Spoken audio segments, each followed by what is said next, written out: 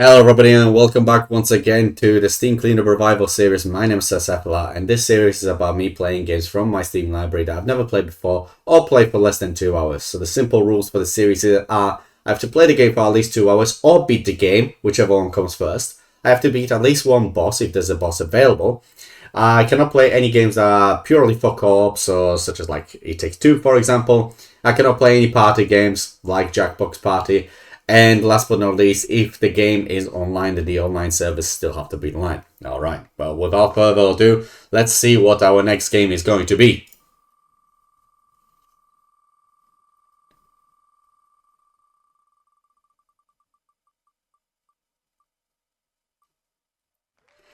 And the game is Phoenix Wright Ace Attorney Trilogy. Yes! Alright guys, so Phoenix Wright Ace Attorney Trilogy. If you're not familiar with these games, well, I don't know. This game is mean so much in the community that, so, you know, honestly, if you don't know it, then what are you doing? So,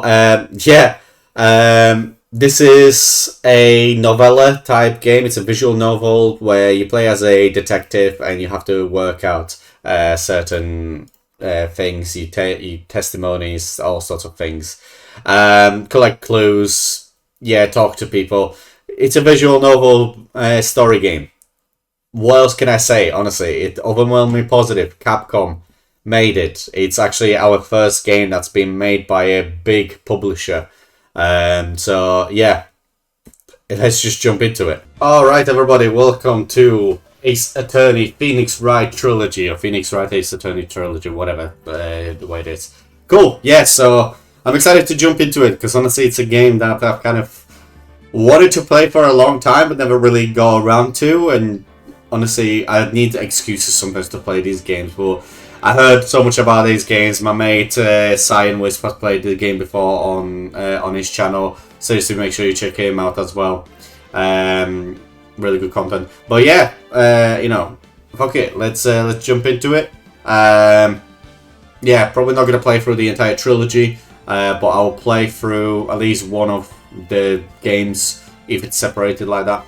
But I'm gonna start the timer, and yeah, let's jump into it. Okay, so we got the other ones. Cool. So I'm assuming this is the first one. This is the second one, Justice for All, and this is the third one. Right. So let's play this game. Let's play the first one. Episode 1, the first turnabout. Play the first turnabout? Yeah. I got an achievement. Start playing PWAA Trilogy. Amazing. Oh.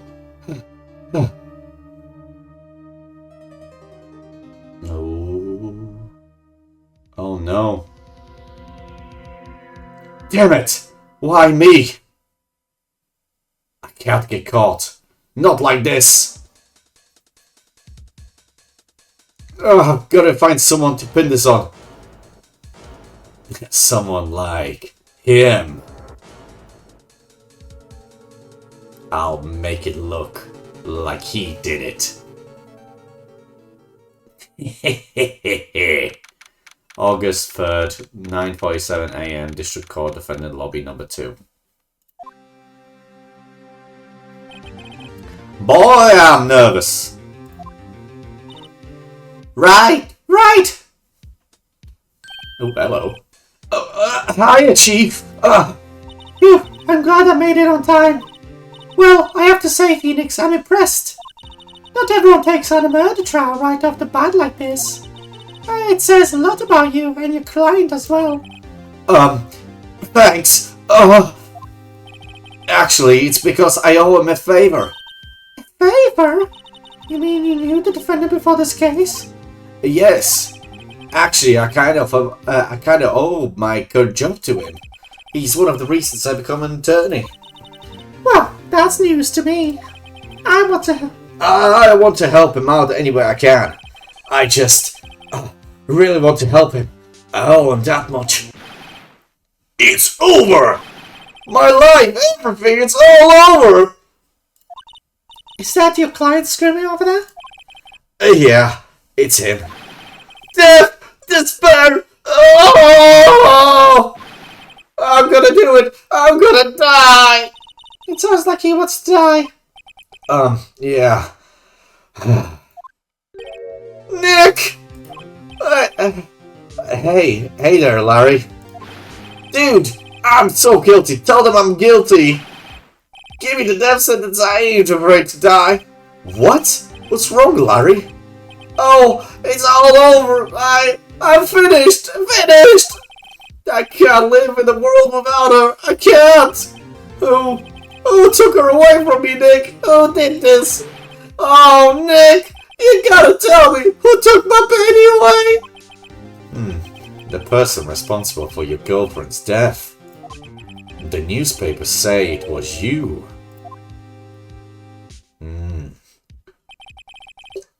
My name is Phoenix Wright. Here's the story. My first case in a very simple one. A young woman was killed in her apartment. The guy they arrested was the unlucky sap dating her. Larry Butts, my best friend since grade school. Our school had a saying, when something smells, it's usually the butts. Amazing. In the 23 years I've known him, it's usually been true. He has a knack for getting himself in trouble. One thing I can say though, it's usually not his fault. He just has terrible luck. But I know better than anyone that he's a good guy at heart. That I owe him one. Which is why I took the case to clear his name. And that's just what I'm going to do. Yes! August 3rd, 10 AM, District Court. Courtroom number 2. Order! Court is now in session for the trial of Mr. Larry Butts. The prosecution is ready, Your Honor. The defense is ready, Your Honor. Mr. Wright, this is your first trial, is it not? Yes, Your Honor. I am a little nervous. Your conduct during this trial will decide the fate of your client. Murder is a serious charge. For your client's sake, I hope you can control your nerves. Thank you, Your Honor. Mr. Wright, given the circumstances, I think we should have a test to assess your readiness. Yes, Your Honor. Hands shaking, eyesight fading. The test will consist of a few simple questions. Answer them clearly and concisely. Please state the name of the defendant in this case. The defendant is Larry Butts. The defendant? Well, that's Larry Butts, Your Honor. Correct. Just keep your wits about you and you'll do fine. Next question. This is a murder trial. Tell me, what's the victim's name? Phew, I knew this one. Glad I read the case report cover so many times. It's, oh, wait! No, wait, I forgot. I'm drawing a total blank here. Phoenix, are you absolutely sure you're up to this? You don't even know the victim's name. Oh, the victim, of course. I know the victim's name. I, just forgot, temporarily. I think I feel a migraine coming on. Look, the victim's name is listed in the court record. Just press tab to check it at any time, okay? Tony's badge. Cindy's autopsy report. Okay. She died at 4 to 5 p.m. Loss of blood due to blood trauma. Okay. Remember to check it off then. Do it for me, please. I'm begging you. Mr. Wright, who is the victim in this case? It's Cindy Stone. The victim's name is Cindy Stone. Correct. Now tell me, what was the cause of death? She died because she was hit with a blunt object. She was struck once by a blunt object. Correct. You've answered all my questions. I see no reason why you shouldn't proceed. You seem much more relaxed, Mr. Wright. Good for you. Thank you, Your Honor. Because I don't feel relaxed, that's for sure. Oh! Well then. First, a question for the prosecution. Mr. Payne? Yes, Your Honor. As Mr. Wright just told us, the victim was struck with a blunt object. Would you explain to the court just what the object was? The murder weapon was this statue of the thinker. It was found lying on the floor next to the victim. I see. The court accepts it into evidence. Okay. It's rather heavy. Right. Be sure to pay attention to any evidence added during the trial. That evidence is the only ammunition you have in court. Use tab to check the court record frequently. Mr. Payne, the prosecution may call its first witness. The prosecution calls the defendant Mr. Butts to the stand. Chief, what do I do now? Pay attention. You don't want to miss any information that might help your client's case. You'll get your chance to respond to the prosecution later, so be ready. Let's just hope he doesn't say anything unfortunate. Uh-oh. Larry gets excited easily. This could be bad.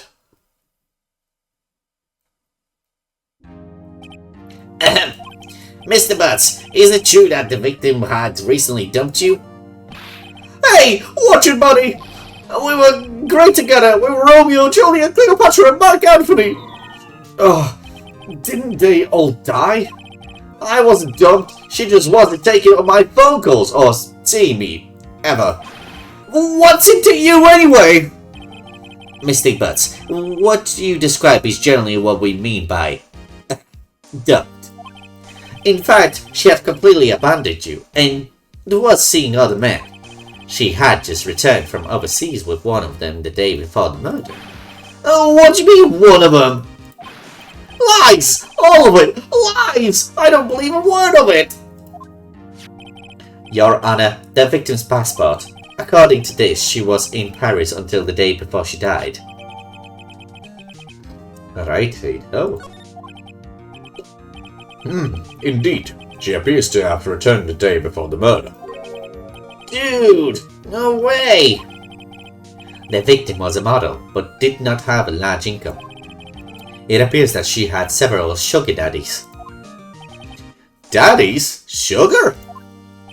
Yes, all the men who gave her money and gifts. She took their money and used it to support her lifestyle. Dude! We can clearly see what kind of woman this Miss Stone was. Tell me, Mr. Butts, what do you think of her now? Right. I don't think you want him to answer that question. Yeah, Larry has a way of running his mouth in the wrong way of directions. Should I stop him from answering? My client has no idea what the victim was saying my client had no idea the victim was saying other men. That question is irrelevant to this case. Dude, Nick, what do you mean irrelevant? Well, that's cheating, she-dog. I'm gonna die. I'm just gonna die. Drop dead. Yeah, and when I meet her in the afterlife, I'm going to get to the bottom of this. Let's continue with the trial, shall we? I believe the accused's motive is clear to everyone. Yes, quite. Oh boy, this is not looking so good. Next question. You went to the victim's apartment on the day of the murder, did you not? Ooh. Well, did you or did you not? Well, maybe I did and maybe I didn't. Oh, he went. What do I do?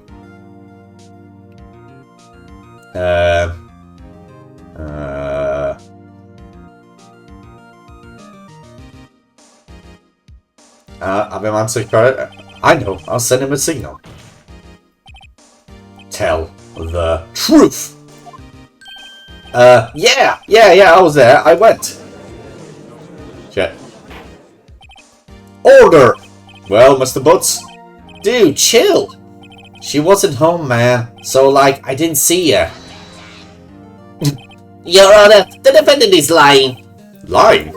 The prosecution would like to call a witness who can prove Mr. Butts is lying. Well, that simplifies matters. Who is your witness? The man who found the victim's body, just before making the gruesome discovery. He saw the defendant fleeing the scene of the crime. Order! Order in the court! Mr. Payne, the prosecution may call its witness. Yes, Your Honor. This is bad. On the day of the murder, my witness was selling newspapers at the victim's building. Please bring Mr. Frank Schwitt to the stand.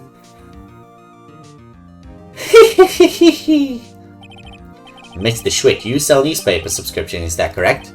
Oh, yes, newspapers, yes.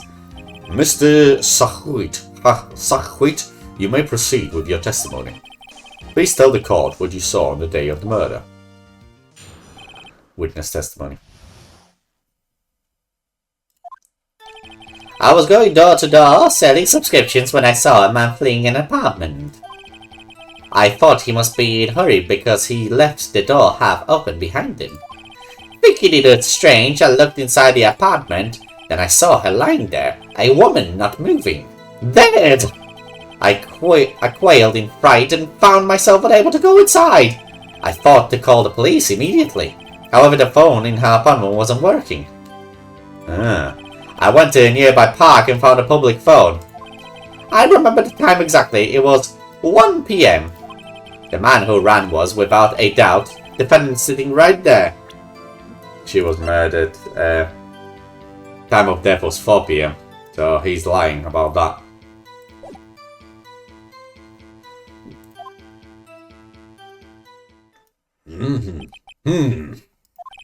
Larry, why didn't you tell the truth? I can't defend you against telling a story like that. Incidentally, why wasn't the phone in the victim's apartment working? Your Honor, at the time of the murder, there was a blackout in the building. Aren't phones supposed to work during a blackout? Yes, Your Honor. However, some cordless phones do not function normally. The phone that Mr. Sahwit used was one of those. Your Honor, I have a record of the blackout for your perusal.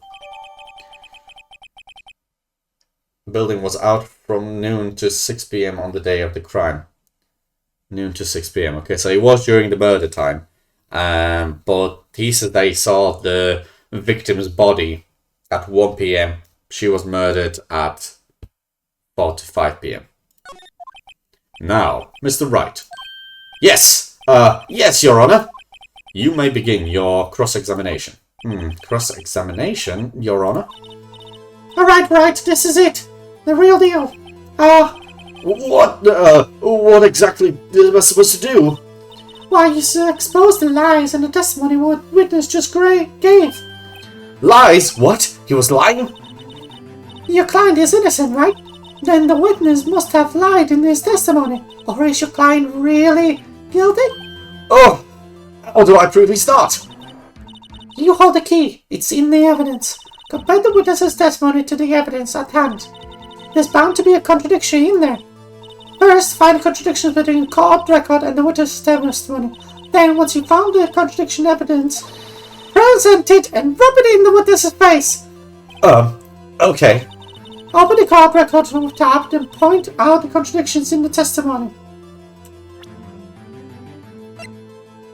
What's this? Okay. Cross-examination. I was going door to door, selling subscriptions, man fleeing the apartment. I thought he must be in a hurry because he left the door half open. Thinking it was strange, I looked inside the apartment. Then I saw her lying there, a woman not moving, dead. I quailed and found myself unable to go inside. Hold it!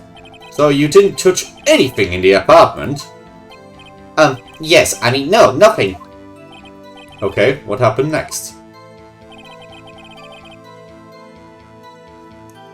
Thought to call the police next, however the phone in her apartment wasn't working. Press! Hold it! Because you said the phone in her apartment wasn't working. Yes, I mean, no, it wasn't, right. But you said you didn't go into the apartment. Or did you? That, I can explain that. There was a cordless phone on the shelf in the entranceway. I reached inside and tried using it to call. And that phone wasn't working, correct? What happened next? I went nearby park and public phone. I remember the time exactly, it was 1 p.m.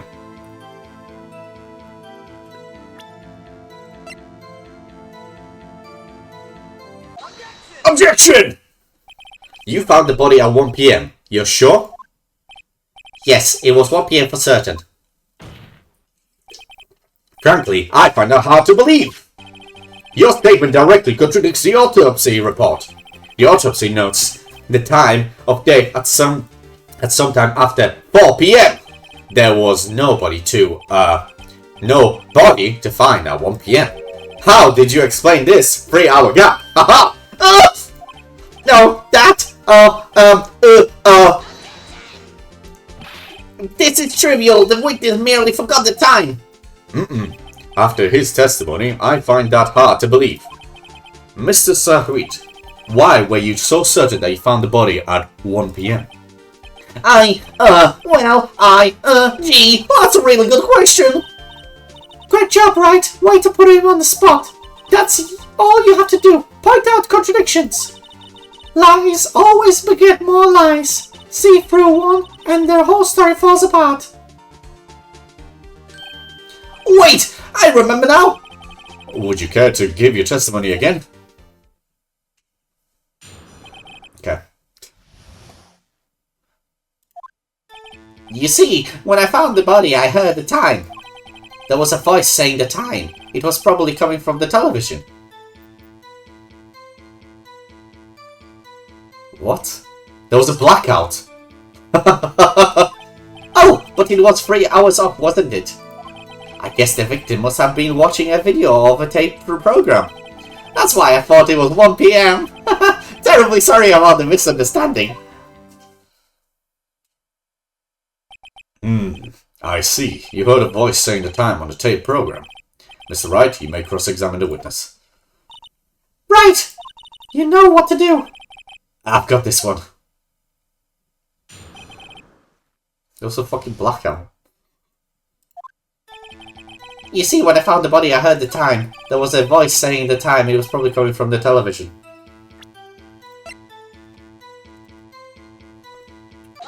Objection! Hold it right there. The prosecution has said there was a blackout at the time of the discovery. And this record proves it. Oh! You couldn't have heard a television or a video. Oh!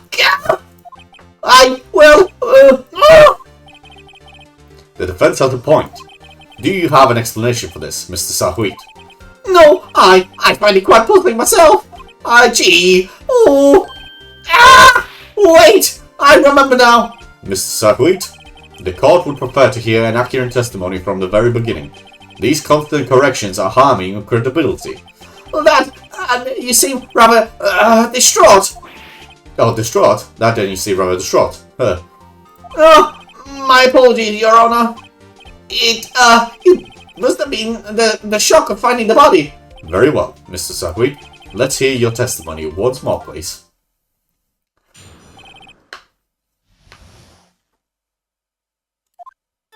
Actually, I didn't hear the time. I saw it. There was a table clock in the apartment, wasn't there? Yeah, the murder weapon. The killer used it to hit the victim. That must have been what I saw. You saw a clock. I guess that would explain it. The defense may cross-examine the witness. Gladly.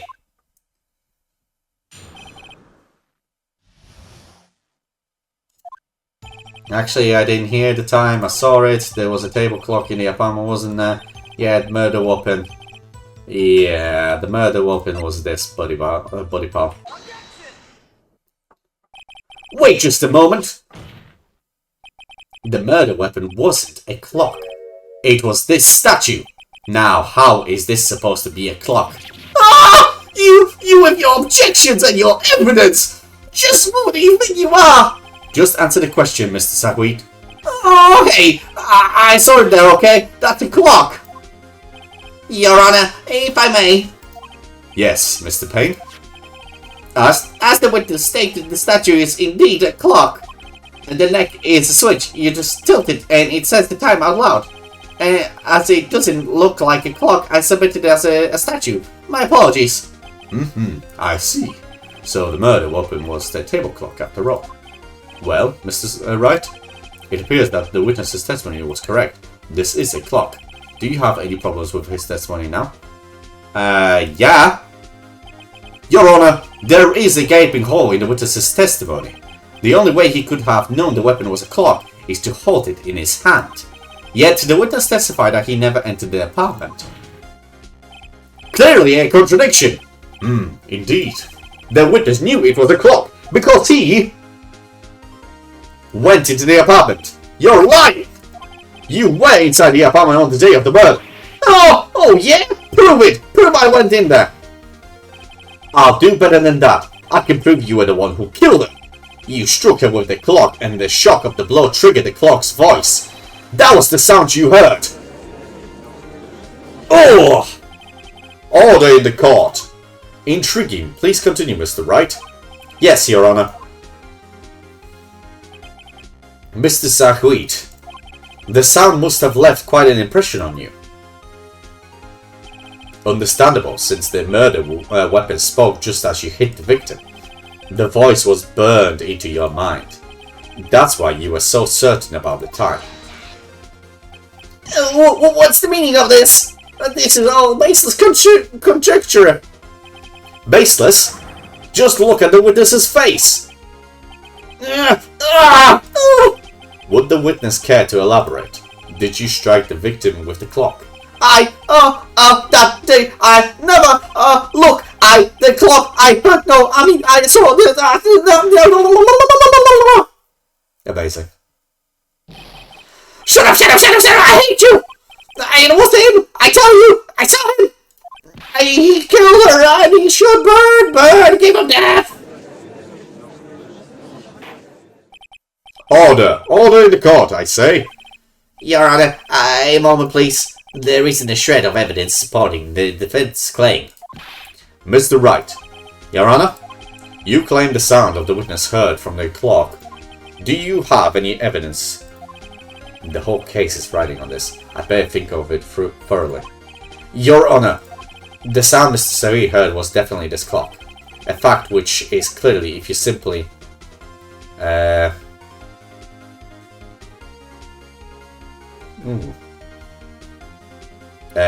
try to sound the clock? Let's sound the clock now here in this court.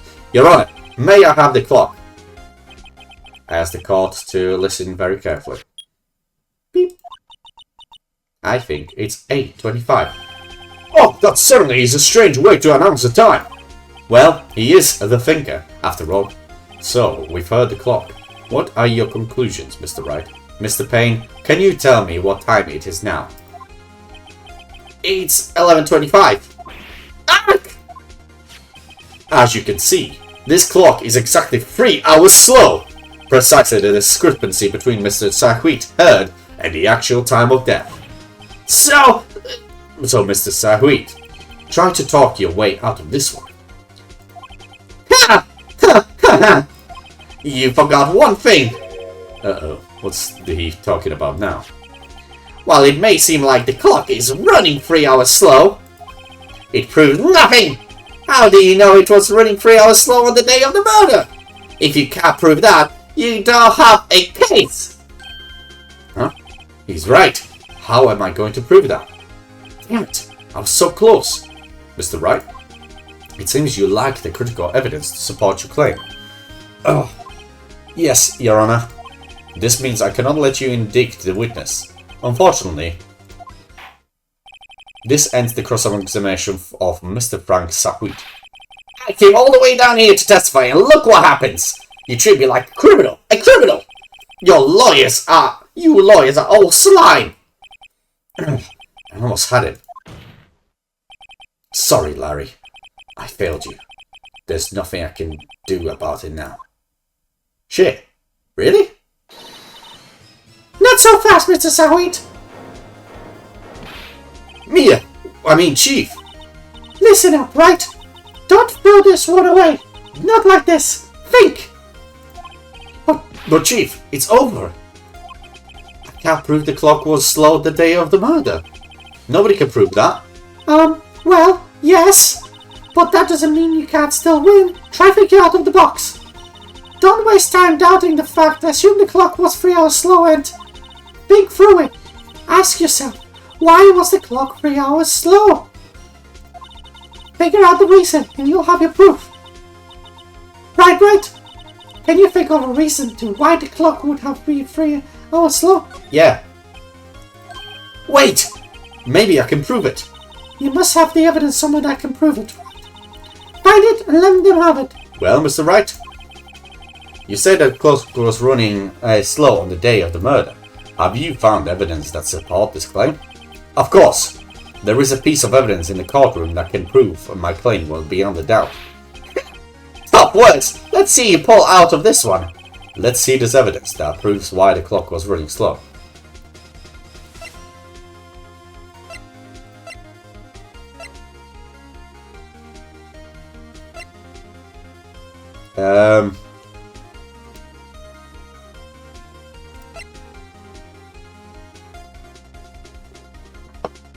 Testimony? Take that! Excuse me? This proves your claim. How? I can't see what the evidence has to do with the clock. No! That wasn't it. One more chance. Give me just one more chance. Alright, Mr. Wright, but time is not on your side. Be quick about it. Let's see this evidence proves the way. I don't fucking know. The statue, I suppose?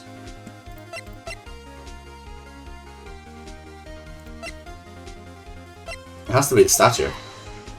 Excuse me, this proves your claim. How? I can't see what the evidence. Oh, no. That wasn't it. One more chance. Give me one more chance.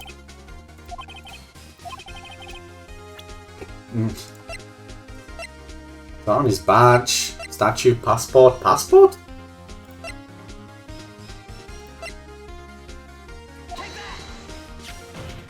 Alright. The victim had just returned home from abroad the day before the murder. As we all know, the time difference between here and Paris is 9 hours. When it's 4 PM here, it's 1 AM the next day. There. The clock wasn't 3 hours slow, it was 9 hours fast! The victim hadn't reset her clock since returning home. That's why the time you heard when you struck her dead in the apartment was wrong. Proof enough for you, Mr. Sugweed? Or should I say, Mr. Did It?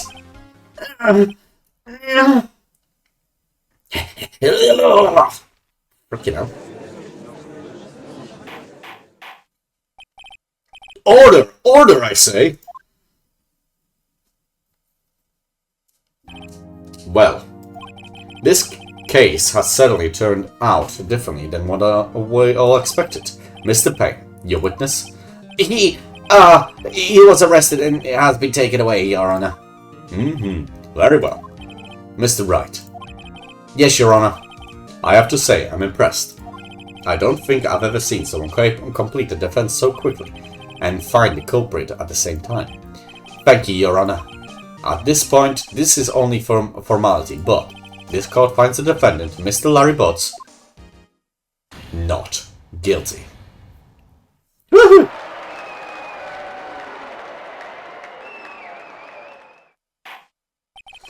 And with that, this court is adjourned. Yay! We defended our main Butts. It turns out that Frank Sahouit was a common burglar. He posed as a newspaper salesman to check and see when people were out of the house. That day, when Larry went to our apartment, the victim wasn't home. After he left, Mr. Sahouit let himself into to do his dirty work.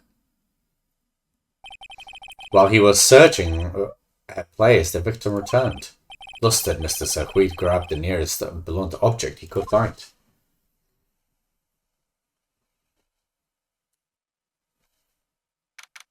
August 3rd, 2:32 PM. District Court Defendant Lobby number 2. Sweet. Phew, I still can't believe we won. Right, good job in there. Congratulations. Thanks, Chief. I owe it all to you. Not at all, not at all. You fought your own battles in there.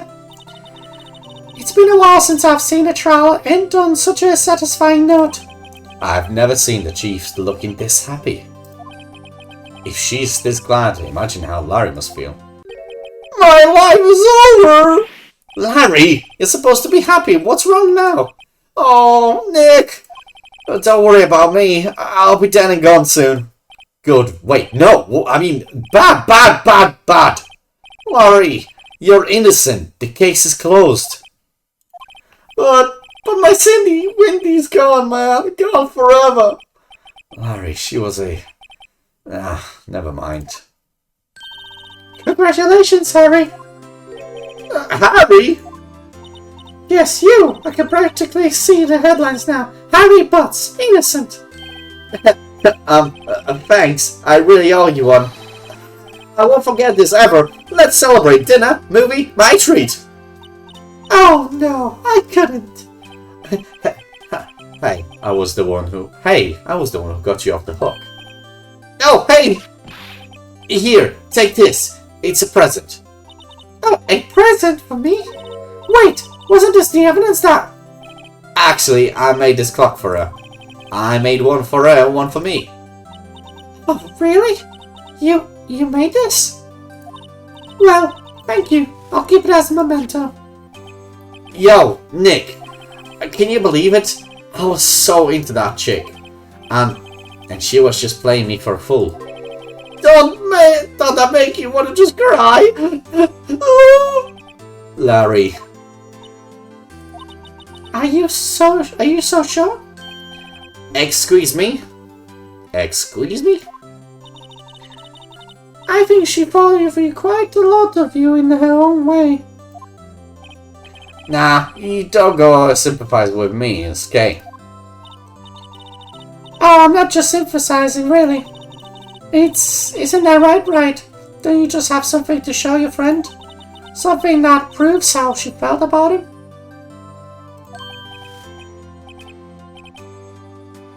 Uh-huh. Oh, yeah, right. What the heck is she talking about?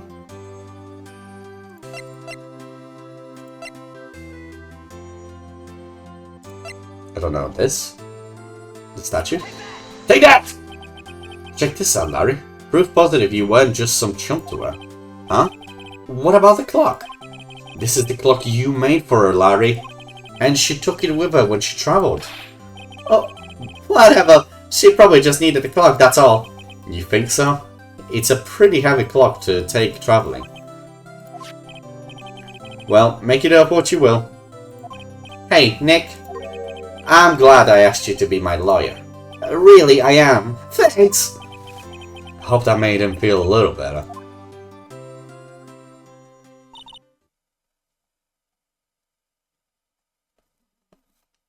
Right? I hope you see the importance of evidence now. Also, hopefully you realize things change depending on how you look at them. People, too. We never really know if our clients are guilty or innocent. All we can do is believe in them. And in order to believe in them, you have to believe in yourself. Right? Listen, learn, grow strong. Never let go of what you believe in. Never. Well, I think our work here is done. Shall we be off? Yeah, I guess so. Say, how about dinner? On me. We'll drink a toast to innocent butts. Yeah! Oh, speaking of Harry, you were saying part of why you became a lawyer was because of him? Yeah, part at least. You'll have to tell me more about it sometime. Maybe over drinks? Yeah! And so my first trial came to a close. Larry slapped me on the back and said, Gee, Nick, it's good to have friends. but I'm pretty sure he's not going to pay us, unless you count the clock he gave me. I didn't know it then, but that clock was soon going to be at the center of another incident, and my promise to tell the chief about me and Larry would be one promise that I wouldn't be able to keep. Oh shit. The end. Well, that's one chapter done, I suppose. Yay! We did it. Right, I'm gonna pause for a second and jump back to it in a moment, just because I'm hungry. Ring, ring. Episode 2 time. Beep. Hello, this is Maya. Hello, this is Maya. Hey, Maya, it's me. Mia, what's up? You haven't called me in a while. Sorry. Sorry, I've been so busy. How have you been? Well, lonely. It's all your fault. Oh, nah, I'm just teasing. I've been great. I'm finally getting used to having my own place. That's good to hear. Actually, I'm calling because I have a favor to ask. I know, you want me to hold evidence for you. Sharp as always. There's a lot of buzz about the upcoming trial. I just don't feel safe keeping the evidence here. I got you, so what is this time? It's a clock. Dun dun dun. A clock? Yeah, It's made to look like the statue of the thinker, and it tells you the time. I thought you might like it. You always like toys. Hey, I'm not a little girl anymore, sis. No, you know I'm only teasing. I should probably tell you, the clock isn't talking right now. Huh? It's not working? That's lame. I had to take the clockwork out, sorry. I put some papers inside it instead. Papers? Is that the evidence then? Well, there's a possibility that it might turn out that way. Yes. Can you come by the office tonight, say 9 o'clock, to pick it up? I'll be in the pre-trial meeting until then. Okay, sis, but I expect dinner. Something good. Like burgers. I could really go for a good burger. Okay. We'll hit the usual joint. Alright, it's a deal. Okay, sis, see you soon. Yep, I'll be waiting, Maya. I don't think that's very professional of Mia to, to hand over the evidence to somebody who's not involved in the case whatsoever. But, I'm not a lawyer, so I don't know. Conversation recorded September 5th, 9:27 a.m. Fucking hell.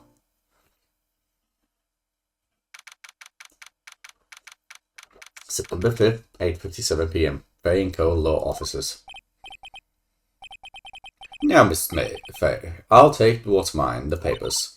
I'm sorry, but I can't give you what I don't have. Miss Faye, you are a poor liar.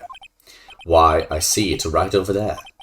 That must be the thinker that swallowed those papers. How could you know?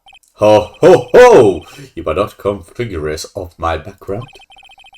Gathering information is my business, you see. I should have been more careful. Ho, ho! My dear Miss Faye, I am so very sorry, but I am afraid I must ask you for one more thing. Your eternal silence. Farewell, Miss Faye. Oh, shit. Me. Oh, shit.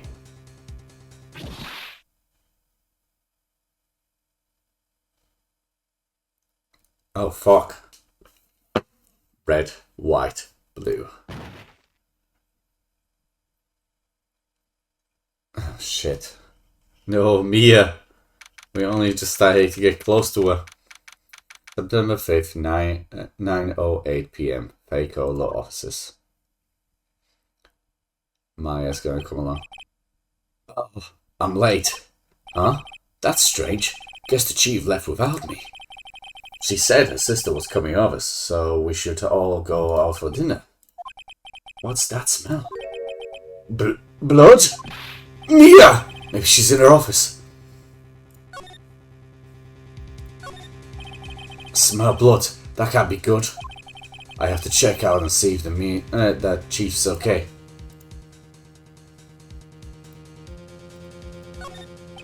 Smell blood. That can't be good. I have to check if Mia's okay.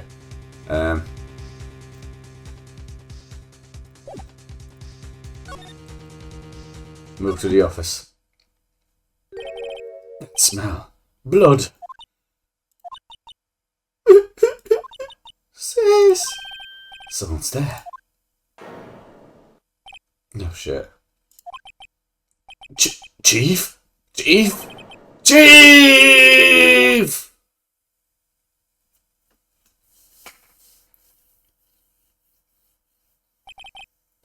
Who are you? Oh. Dang. Okay. The strange girl dropped out cold. I left her laying on the office sofa. I went back to the chief where she lay under the window. Her body was still warm. I could feel it when I held her shoulder. Then, all too quickly, it began to fade. Until finally she was cold. Chief.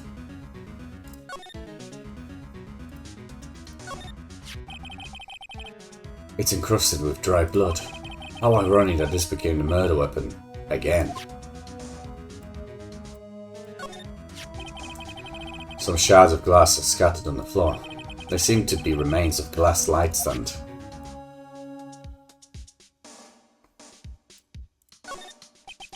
Chief, sad seeing her like this, but if there are any clues here, she was struck on the head with a blunt object. She probably died instantly. The thinker lying next to her must have been the murder weapon.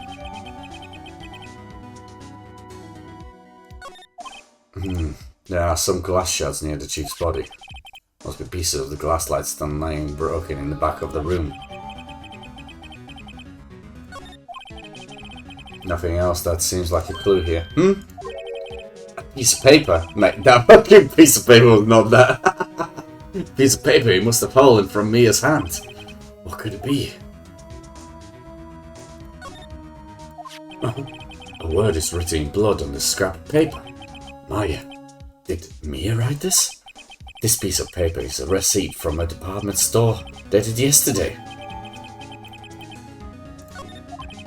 I think that's enough snooping around for now. I'd better call the police and find out what the girl was doing here.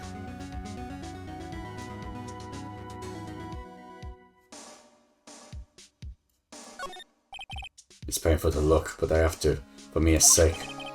Looks like she was sitting. Okay. Okay, that's fine. Investigate it properly. The Chief's chair. A simple functional design. Feels pretty good to sit in too. There's a large building right across the office. The Gatewater Hotel. A nice luxurious place. I'm sure I've got all the evidence from around here. Yeah, cool. Slide. Ah. The Fay & Co. ledger book. Everything is written in Chief's ultra-neat handwriting. It's a small office, but it makes a good bit of money. Right! I better call the police. Huh? That's funny. A few of the screws on the receiver are missing. It looks like someone was halfway through taking it apart. Police! Please come quick! What was that? Someone screamed from outside the window. Oh! Ah!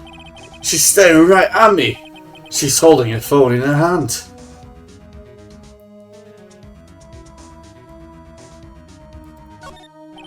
Surprisingly, the Chief was never good with machines. About all she used this PC was for email. She picked up this ancient model of some garage sale for practically nothing.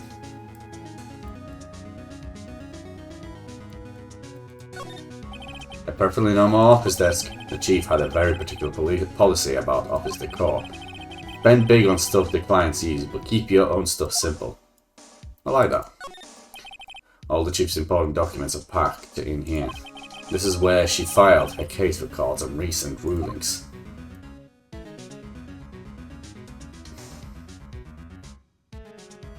Right.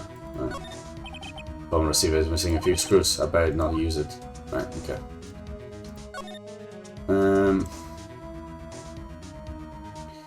Alright, well, I best move on then. That girl. Just now. Where'd she go? I put her right there on the sofa. Uh-oh. I hope she didn't run on me. Yikes! Don't scare me like that. Excuse me, but who are you? It's okay. I'll work here. Maya Fay. Maya? Fay? Maya? So Mia was writing this girl's name. Maybe I should show her the receipt. I never thought there'd be a use for evidence like this outside the courtroom. I want to talk to her first. What happened? She seems to be in shock. I don't want to disturb her, but I have to know. Excuse me. Can you tell me what happened? Oh, I came in. The room was dark. And sis. So she was already dead. So you're the Chief's sister. I'm her younger sister. And you were here, visiting this late at night? Yes, she said she wanted me to keep some evidence for her. Evidence? Yes, it was the clock. It was the thinker. Okay.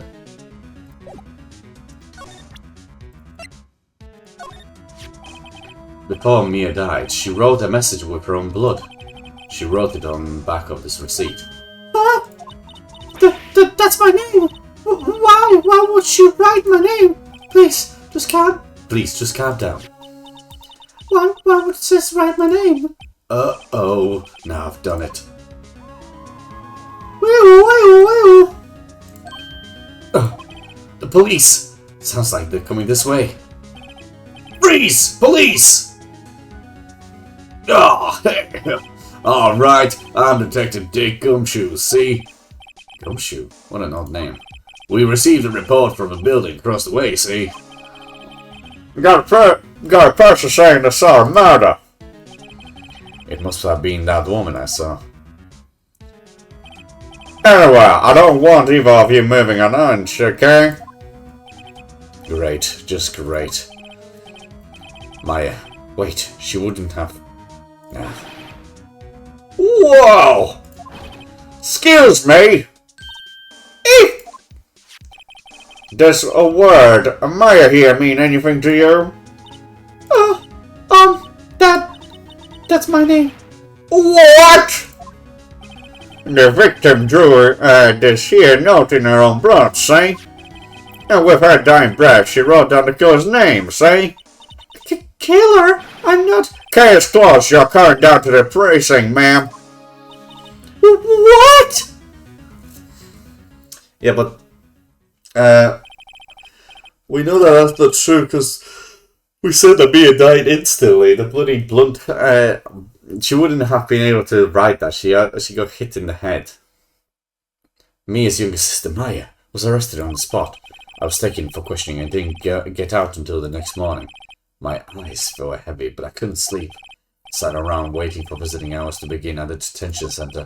I had to talk to Maya as soon as possible. September 6, 9:07, detention center visitor's room. Wow, poor Maya locked up like a criminal. I like how she's still wearing her normal clothes though. Oh, it's you, the lawyer. Good morning. Good morning. She looks so tired. Are you going to be my attorney? Well, that's what I wanted to talk to you about. Not a chance. I better give it to her straight. It's up to you. To me? Yes, I don't think this is something I should decide. After all, you're the one in trouble here. Oh, they're never going to believe me, are they? Even you, when you found me in the office, you looked at me like I had done it. Did I look at it like that? No, I never thought. It's okay, I understand. And I've also heard about you. All of a sudden, she's all bright up. Bloody hell. She's so happy to see me all of a sudden. What the hell? Heard what about me? I was talking to my sister on the phone the other day. Today was my junior partner's first time in court. Wow, really? How'd that go? It was quite the scene. Honestly, I was on the edge the whole time. It's been a while. So he crashed and burned? He's a genius. One of those strike fear to the hearts of evil types. The only thing he's lacking is experience. Sounds like it was fun. Well, I know who to go to if I get into trouble now. I don't know, Maya. I think you might want to wait. Give him 3 more years. That is, unless you want to be found guilty. Good one. That's what she said. I'm sorry! I didn't mean to insult you. No, it's okay. It's true, I guess. But at the same time, I can't just sit by and watch. When I think of the person who did this to Mia. I know. There's no point in examining anything. There's something I've been wanting to ask you. Yes? What's with that outfit? Oh, this?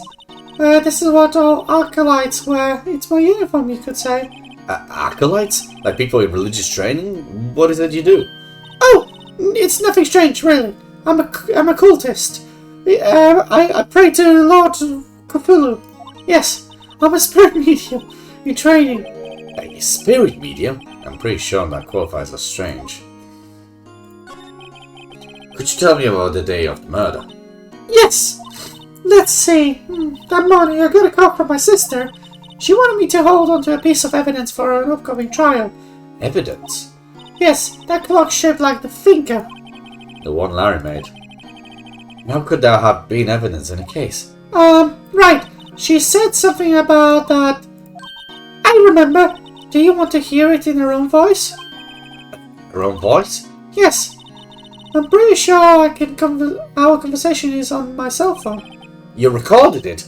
Yeah, I forgot how to delete those things. So you say you have a conversation with your sister on your cell phone? Let's hear it. Right. Oh, I just remembered how to do that to my cell phone. Sorry. Oh, right, of course.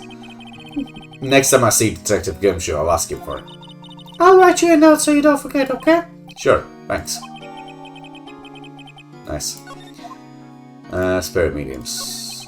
So you're an acolyte, medium in training. That's right. The Fae family, especially the women, have always been very sensitive to the spirit world.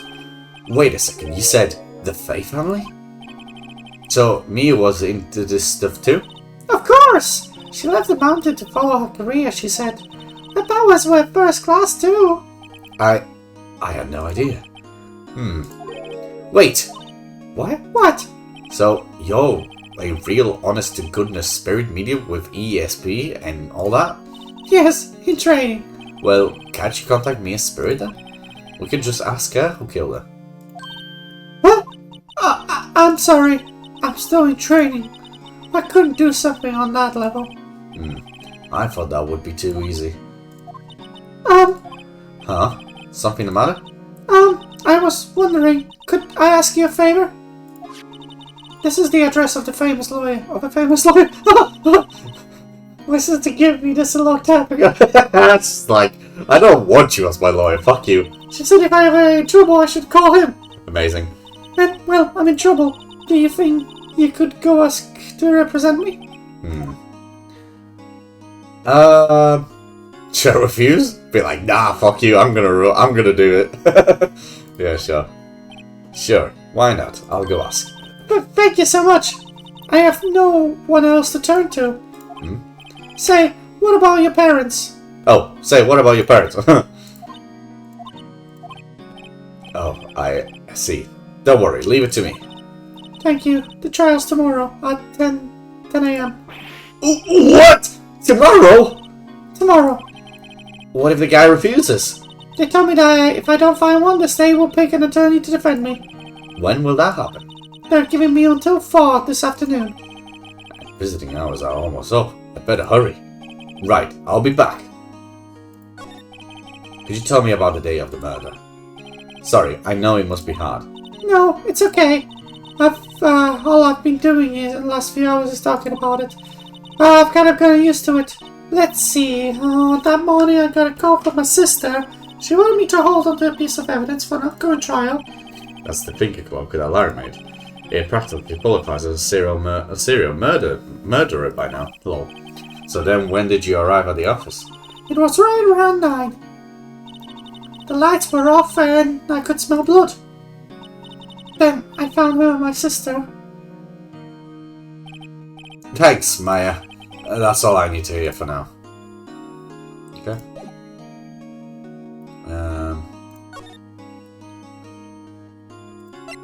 Crossberg, Fang, Cole, law offices. I suppose I should go to the... Can I go and I want to talk to... Thingy. This guy monitors the visitor's room. He hasn't moved in. He's a real pro, this guy. Smile for the camera. Oh. Okay, nothing in here. Cool. Right. I have nothing to present to her. So let's go... That's our offices, so I don't think there's anything else here unless there is. September 6th, Faye and Cole offices. The office is filled with police officers. They're all busy searching for clues. Hey, you there! This is crime scene, pal. No trespassing. Sorry. Don't I know you from somewhere? Wait, you're that Butts guy, aren't you? No. Phoenix Wright. How could anyone mistake me for Larry? Guess I got the wrong name. Mr. Wright, sorry about that. That Bud guy, he was a killer. And you're no killer, right? He was proven innocent. Right, and you Detective Gumshoe. Gumshoe, wasn't it? Dick Gumshoe? Right. At your service. Hang on. That's Detective Gumshoe to you, pal. Anyway, get the name right. And don't go calling me Dick. Hey, Dick, get over here! Oh, yes, sir. I'll be right there. Oh. You're her old lawyer, right, pal? If you got business here, you better do it quick. Phew, he thinks I'm his lawyer. Alright. Mia. About Miss Faye, did she do an autopsy? You want to know the results, eh?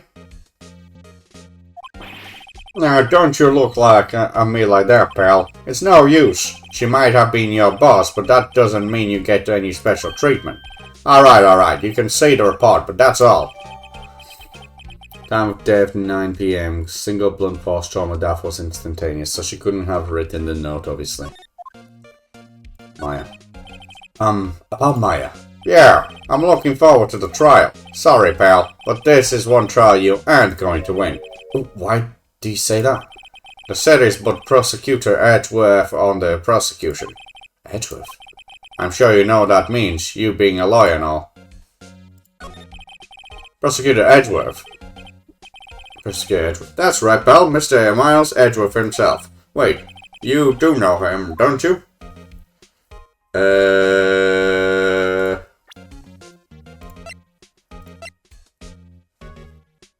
Was he the guy that... Oh, of course I do! I know him. He's a feared prosecutor. He doesn't feel pain. He doesn't feel remorse. He won't stop until he gets his guilty verdict. Oh, don't talk about him like that. You make him barely sound human. Still, I'm afraid this pretty much decides the case. So, Edgeworth is on this one. He hasn't lost the case since he became prosecutor at the incredibly young age of 20. Of course, there are rumours of back alley deals and forged evidence. All I know for sure is that Edgeworth hates crime with an almost abnormal passion. I never imagined I'd be facing him so soon. I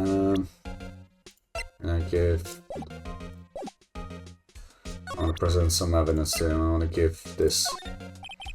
I was wondering, did you see my face cell phone? Oh, that? I have that. Do you think you could give it back? Sure. I mean, wait a second, pal. Tricky lawyer. Uh-oh, he's onto me. Tell him straight. If I tell him why I want it, there's no way he'll give it to me. Say something the matter? Oh, no, it's just, detective. Nope, I know nothing, pal. The cell phone has a lot of numbers on it, like the boyfriend's cell phone holds all the little girl's sweetest and spiciest secrets. You're trying to confuse me. Sorry, pal. I already checked all the numbers in memory. Impressive. You're quite a detective. Uh-huh. Oh, here. You can have the phone back. There weren't any suspicious call records in there, after all. Seems he didn't notice the recorded conversation. Sweet. My cell phone received from Detective Gumshoe. Check the call record to hear the recording conversation. Check. Maya, what's up? You haven't called me in a while. Well, actually, this stuff I would tell you. Yeah, we've heard all of this already. Yeah, it's fine. Cool.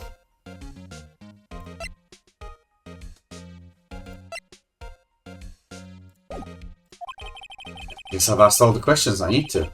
You all done, pal? Yes, thank you. I'd be heading out now. Oh, wait. One more thing I wanted to mention to you. I don't suppose you're planning to talk to the witness. Anyway, you'd better not. No influence on the witness with your lawyerly ways, pal. Huh, bit too late, mate. Oh yeah, of course. Come to think of it, I had completely forgot about that. The witness? Yeah, Miss April May. I'm sorry about this, but I can't tell you anything about her. Well, you just told me her name, Miss May, huh? So, you've sent her home already, then? You're trying your lawyerly tricks on me now. She's not to go outside her room until the trial. So she's still in the hotel across the way. I guess I should know better than to try to get a detective to leak information. You got that right, pal. Time to pay a visit to Miss May. Right, move. Grossberg Law Offices. Shall we go to the Grossberg Law Offices first? September 6th, Grossberg Law Offices. According to the receptionist, the big boss is out. She couldn't say when he'd be back. It must be hard to keep track of everything when you're a famous lawyer. Not to mention run an office like this. I guess I'll just have to come back later. Okay. Anything we can examine? Some mahogany desk. The wood's have been polished to a deep luster. Expensive looking mahogany bookshelf filled with expensive looking books. Funny. They don't look like they've ever been read. Is that him? The painting has been bugging me ever since I stepped in here. The oil painting is so thick it practically gives me a stuffed nose. I'm sure the price is nothing to sneeze at either, for the matter. An expensive potted plant. No idea what kind of plant it is, but it's probably the most expensive one available. Probably not. Looks like a basic plant. Table for clients. I no longer remember Ep14 case, and if I'm not mistaken, that light is made of solid gold. Even I can tell somebody he's got money. Let's just check it. I've got everything. Nothing. Not that like this really would matter. Move to the Gateway Hotel. And then a 6 Gateway Hotel, room 303. Ooh, hello. Well, hello there, handsome. Hi. Smooth, right? Real smooth. You're the royal lawyer, aren't you? The detective told me. He said, don't say nothing to that lawyer, pal. Memo to self. Thank Detective Gumshoe for making my job harder. This is all like something out of a movie. It's all so exciting I can hardly contain myself. Oh, let me go freshen up so I can look at the beautiful white witness. I pity the lawyer that has to cross-examine this one. While she's away, let's examine. First of all, there's a screwdriver stuck in this drawer. I wonder what's that's inside. Let's take a look. Hey! What are you doing? No touching! Oh, bad boy! You really shouldn't pry around in other people's rooms now. You wouldn't want to make me upset, would you? Upset? I thought she was going to explode for a second. I wonder what could be inside that drawer. Okay. What you witnessed? Do you think you can tell me something? I need you to describe what you observed at the time of the incident. She's probably collaborating with the guy who actually killed me. Oh my god! Oh, goodness gracious me. Oh, God. Oh, observe! Incident, you sound just like a lawyer in the movies. I like a man with a big vocabulary. Better not encourage you. You know that thing that happened the other day, the bad thing? What did you see when it happened? I don't suppose you could tell me about it, pray please? Let me see. Well, dream on! If you want to know, you'll just have to come to court tomorrow, Mr. Lawyer. Oh boy. Could you just who exactly are you? Oh, Mr. Lawyer, are you hitting on me?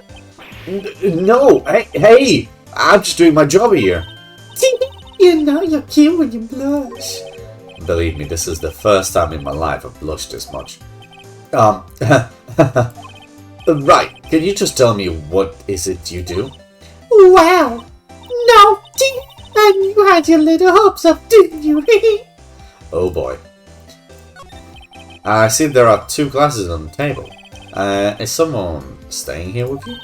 Oh, what amazing powers of observation! You must be one of those famous detectives like on television. Oh, no, not me. I'm, just a lawyer. Say, Mr. Big Detective, why did you go looking for clues in the garbage, huh? Miss May doesn't like those little lawyers. Oh boy. Okay. Okay, I want to examine. Bottle and 2 glasses on the table. Somebody must be staying with her. The late summer sunlight streaked through the window. There's the Faye and Co. law offices building, of course. You can see the inside of the room pretty clearly from here. I think it would be a little difficult to recognize a face from this distance, though. Ah, a still scene painting. Wait, should that be still life? Whatever, one of those is hanging on the wall. That's not still life. The flowers are fake, as expected. I know some flowers and tulips, but that's about the extent of my flora knowledge.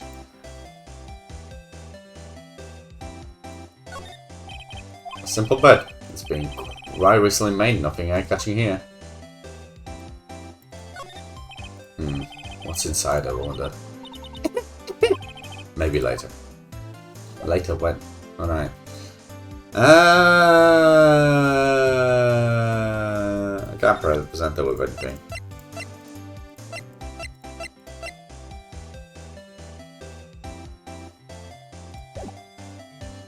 If there's anything else we can really do.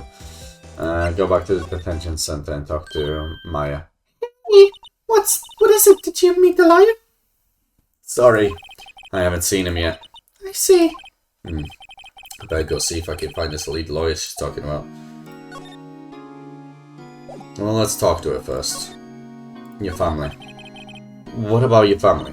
I only had my sister. My father died when I was very young, and I don't know where my mother is. You don't know. So she could still be alive? The women in my family have been mediums for generations. They say a lot of spiritual power run in my blood. About 15 years ago, my family was involved in an incident. There was a man and he ruined our mother's life. Ruined? After that, she disappeared. Several years later after that, my sister announced she would become a lawyer and she left the mountain. So, you live by yourself? Yes, I've gotten used to it. Oh, also, I had to become independent or I would lose my power. I feel bad for her. All by herself on that mountain. So, who was this man who ruined your mother? About 15 years ago, there was an unusual murder case. It made quite a stir. Everyone was talking about it, apparently. Police were running out of leads and they were getting desperate. Wait, they didn't use a spirit medium, did they? The police convinced my mother to try to contact the victim. Wow. So, what happened? The case was solved. We fought. You fought? The man my mother helped the police capture was innocent. Oh, shit. The police consultation with the medium had all been carried out in secret, of course, but a man found out about it and leaked it to the press. He told all the papers that my mother was a fraud and the media jumped on it big time. My mother became the laughingstock of the nation. I see. Right. Excuse me? That man, that was his name. My sister told me. White? Yeah, okay. That's something new, I suppose. Let's go back to the Grossbeck Law office then. Seems like Mr. Wright is out. Well, maybe I should just wait here for him. If that wasn't the most over-the-top clearing of the throat I've ever heard. So you're the one they say has been looking for me, Ah, yes, that's me. He looks even grander than I imagine. Not bad to the colour. Ah, so you're a lawyer, are you now? Yes, well, yes. And what do you do? What do you want? I'm not particularly busy these days. Please proceed. Not busy? And how come no one could get in touch with you? Something the matter? You came to see one and only Marvin Grossbeck, did you not? Well, here I am, boy. What do you want? Out with it! Well, sir... Actually, it's about Maya. Maya Fey. Huh? Yes, Maya Fey. Go on. Why the strange reaction? Cha-cha-cha. I'm really quite busy here, son. I can't go taking cases on days' notice. No! It's quite impossible. Wait a second. How did you... How did you know the trial was tomorrow? Anyway, I'm afraid it's entirely impossible for me to present her. Sorry. End of discussion. What's going on? He's refused me before I even got a chance to ask him. What do I tell Maya?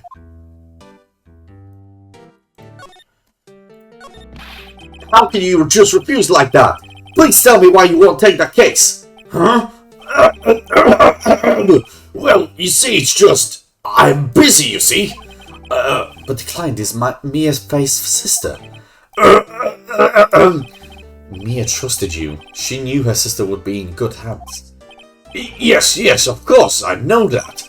However, I'm sorry, but I must refuse. Sorry. Goodbye. Creep. Fine. I don't have time to argue with you anyway. I'll go look elsewhere. Think not. Huh? Did you say something? I think not, I said. What do you mean? I'm terribly, terribly sorry. But I'm afraid that no lawyer worth their salt will take on this particular case. Terribly sorry, my boy. Why? I cannot say. I beg your pardon, but could you leave now? I've nothing more to discuss with you. What's going on here? How did you know Mia Fey? She, worked here a long time ago. Quite the apprentice, that one. Man's probably not wanting to take the case on because of Edgeworth being this big-time prosecutor. Learned my techniques in the blink of an eye. She left one day, quite suddenly. She had a mission, you see. A mission? You could see it in her eyes. She followed it with a burning passion. Never looked back, that one. That's quite a painting. Ah ha ha! You noticed? It's my pride and joy in present, isn't it? Well, isn't it? The colour of the sky, the hue of the sea, the weave of the straw hat. It's worth at least 3 million. I have no intention of parting with it, of course. No, I won't sell it, not even to you. I wasn't interested. It's not for sale. I'm not buying cheese. Should I present him with something? Very sorry, but I've got nothing to say regarding this matter. Very sorry, okay. There's nothing I can present. Yeah. Alright, well, I have to go tell Maya the bad news. 342. Hiya. Oh, you're back. Did you find the lawyer? Well, what do I tell her? Well, see, just be honest. I really don't think you should use that guy. He didn't seem healthy. He was all skin and bones. What really happened? You don't mean he refused to help? I see. I've been abandoned then. Just a little longer now before the state-appointed lawyer comes, I guess. But BM, time's up. What should I do? Do I just leave her and go home? No, I'm going to defend her. I've made my mind up. I'm going to defend you whether you want me to or not. Why? Why? Well, someone else is the culprit. You aren't the culprit. Someone else is. How do you know? I have a hunch. Given the evidence, it would be easy to assume that Maya was the killer. But there's something about this whole thing that smells... ugh, fishy. That witness's strange behavior? Was that all an act? And the way that the lawyer refused to help out Maya. But more than all that, she has no one left to help her. Nothing is more sad or more lonely than that. I know, I've been there a long, long time ago. Why did I become a lawyer in the first place? Because somebody has to look out for the people who have no one on their side. Maya, I won't abandon you. You can count on me. Oh, that's so kind of you.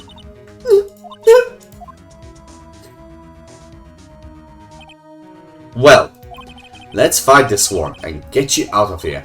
Right, thank you. Phew, She smiled at last. She looks like an entirely different person. One last question. You are innocent, right? Yes! And I trust you. So you trust me too, okay? It's a deal. So what next?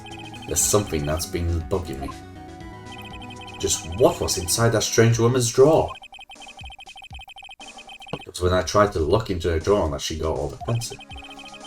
There has to be something in there.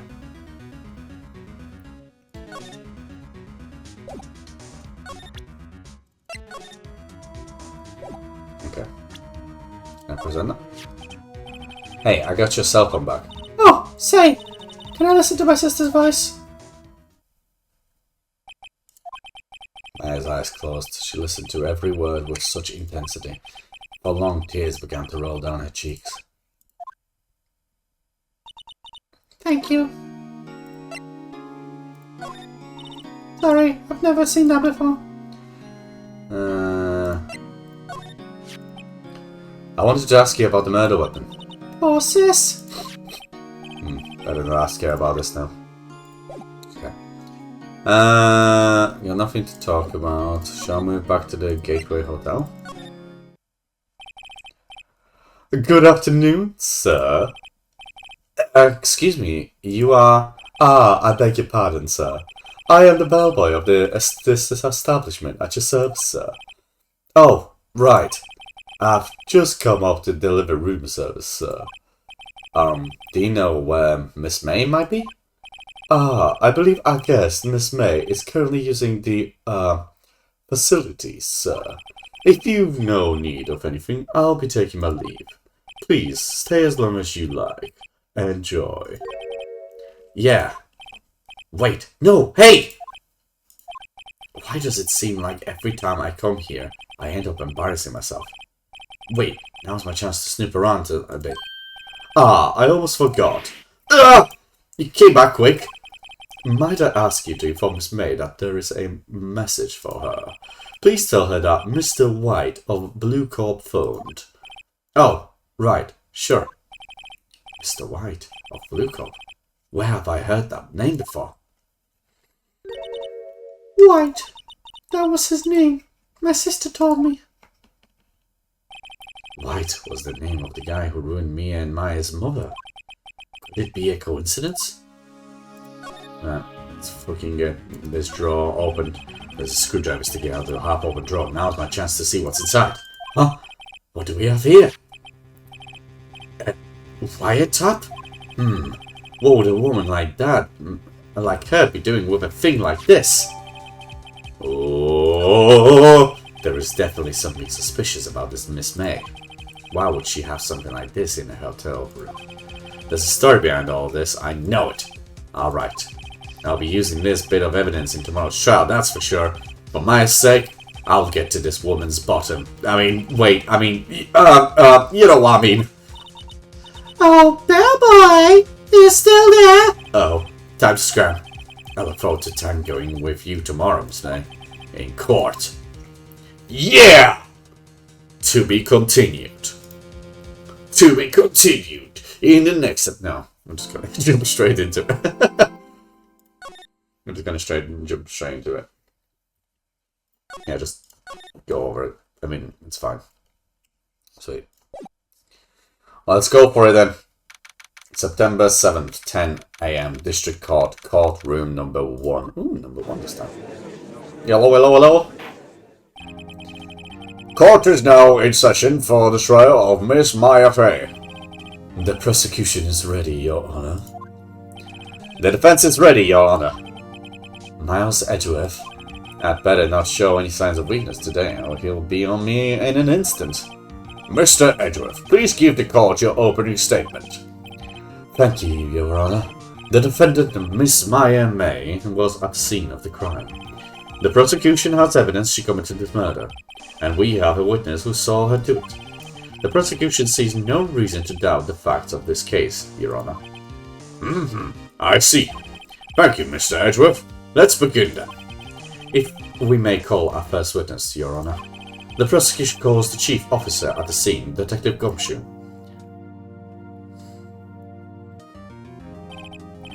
Witness, please state your name and profession to the court. Sir, my name is Dick Gumshoe, sir. I'm the detective in the charge of homicides down at the precinct, sir. Detective Gumshoe, please describe for us the details of this murder. Very well, sir. Let me use the floor map of the office to explain.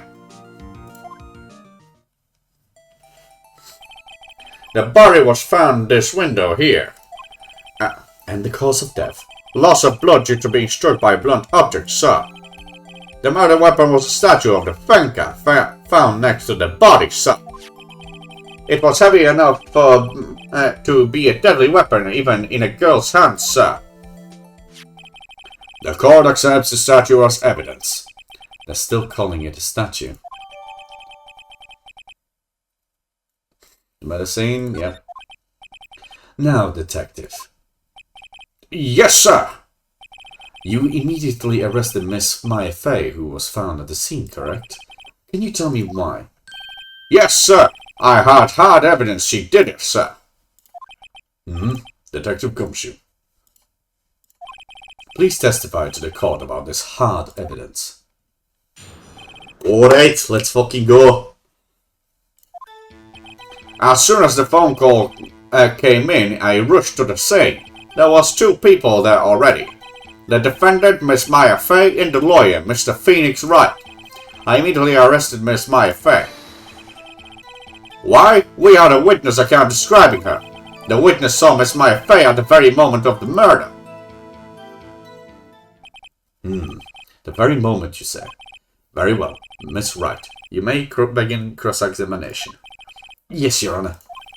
Cross-examine what? I couldn't see a single contradiction in the testimony. Whoosh!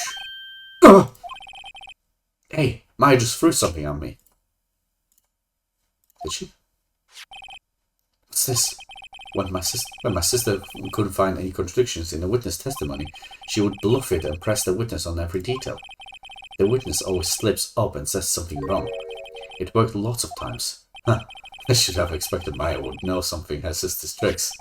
Alright, let's give this a try. Something the matter? No, Your Honor. I'd like to begin my cross-examination. Alright, so I literally just need to press him on shit. As soon as the phone came in, I rushed to the scene. Who did you say you got a call from? Hey pal, don't play dumb, you know who. The call was from a customer at the Gateway Hotel, right across the crime scene. Okay, I pressed. Not sure I did much though. Right, please continue. There were 2 people already. Well, neither way. Hold it!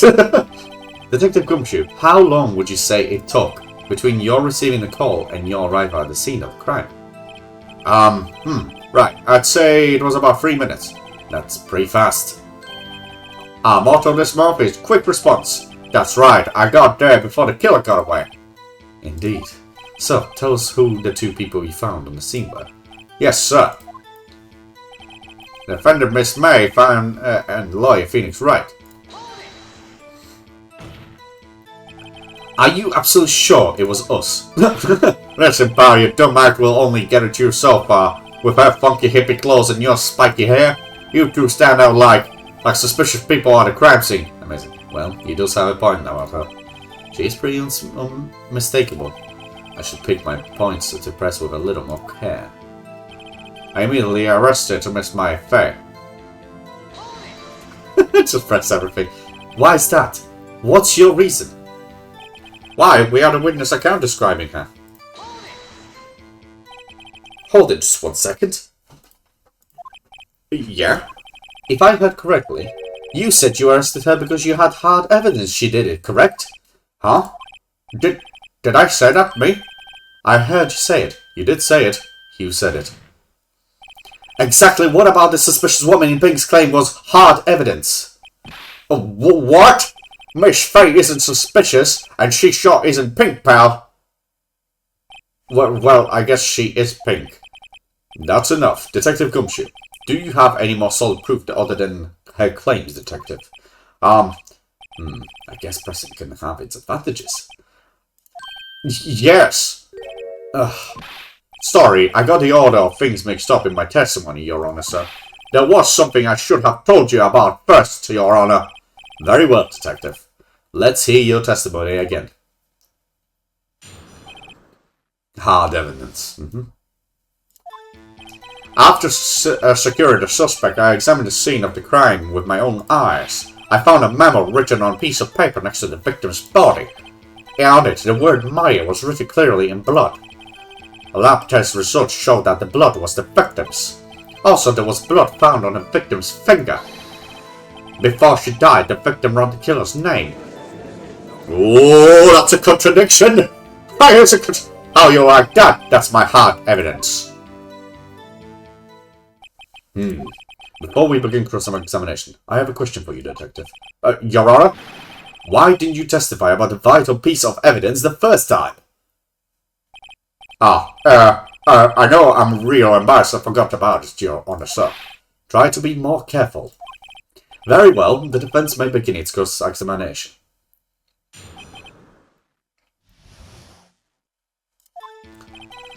After securing the suspect, examine the scene. I found a memo written victim's blood, the mire.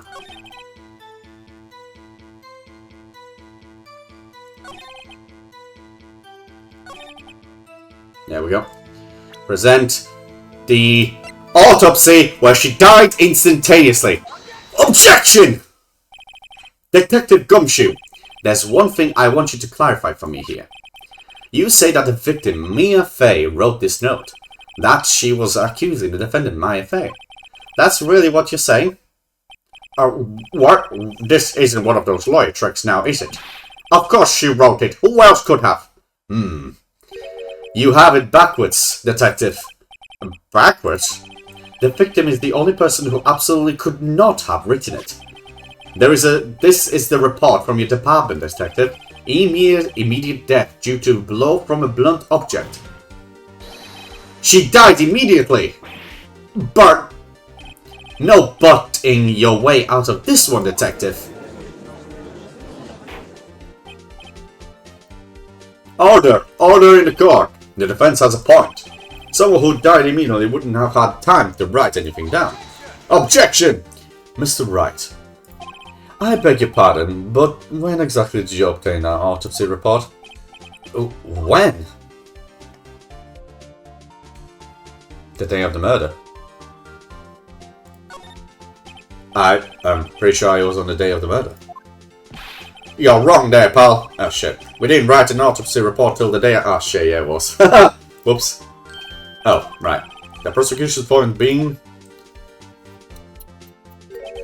that autopsy report is outdated, Your Honor. What? A second autopsy was performed yesterday at my request. Death was almost immediate due to the blow from a blunt object, but there is a possibility the victim lived for several minutes after the blow. That's bollocks. I received these results this morning. No way! Your Honor, it's quite easy to imagine that the victim did have time to write Maya. That is all. I see. Damn you, Edgeworth. I should have known you'd have something up your sleeve. Why, Mr. Wright, you look shocked. Something you want to say? You're a sham, Edgeworth. Mr. Edgeworth, I've heard there's nothing you won't do to get your verdict.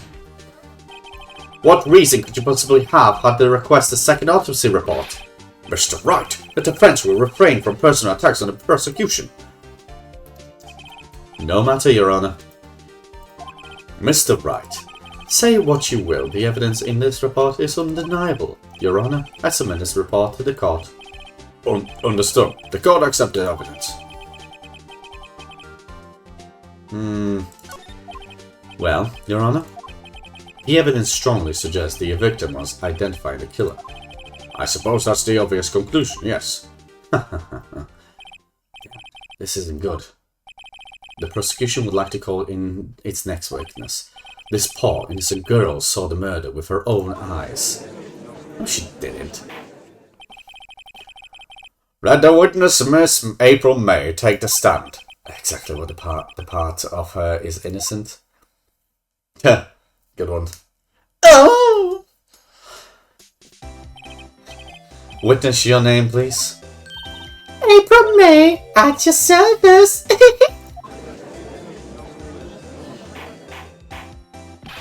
Order! An introduction should not require any reaction from the crowd. The witness will refrain from wanton winking. Oh, yes, Your Honor. This is not good. She's already captured the hearts of every man in this courtroom. Tell us, where were you on the night of September 5th when the murder occurred? Gee, I was like in my hotel room. I checked in right after lunch. And this hotel is directly across from the Fay & Co. law offices. That's right, big boy. Please testify to court about what you saw.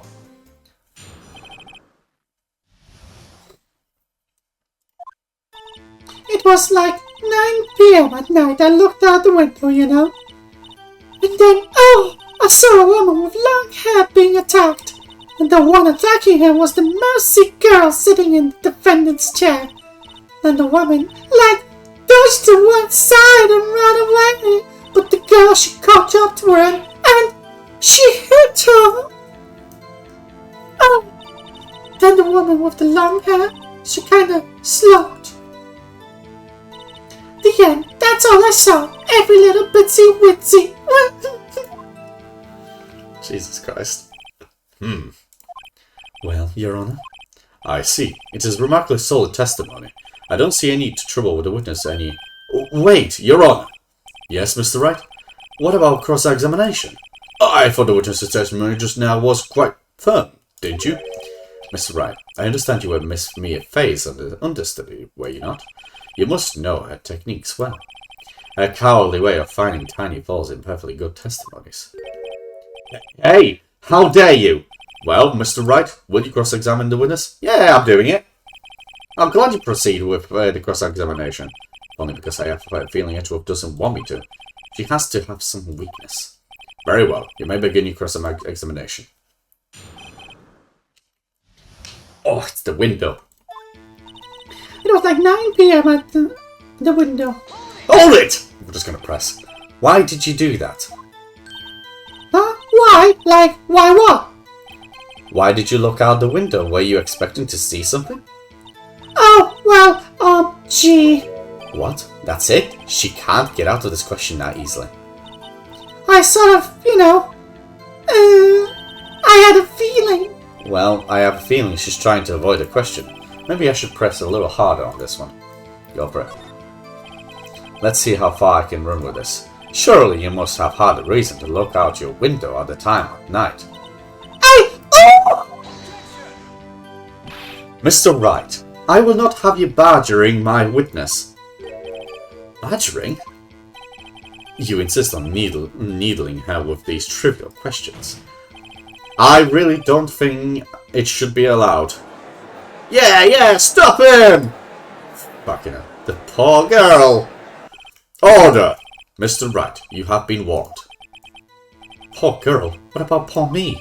You looked out the window, what did you see next? Fucking hell. Oh, and then I saw a woman with long hair being attacked. Hold it. The woman with long hair, that was Mia Fay. Slender, sort of, well, some people might say pretty, if that's your thing. Your thing? And the person attacking her? That one attacking was a mousy girl sitting in the defendant's chair. How did you know she was the defendant? Well, she had a girlish physique. Women know these things. Look, I just know, okay? There was only one person at the scene of the crime with a short, girlish figure. The testimony is bulletproof, Your Honor. He's right.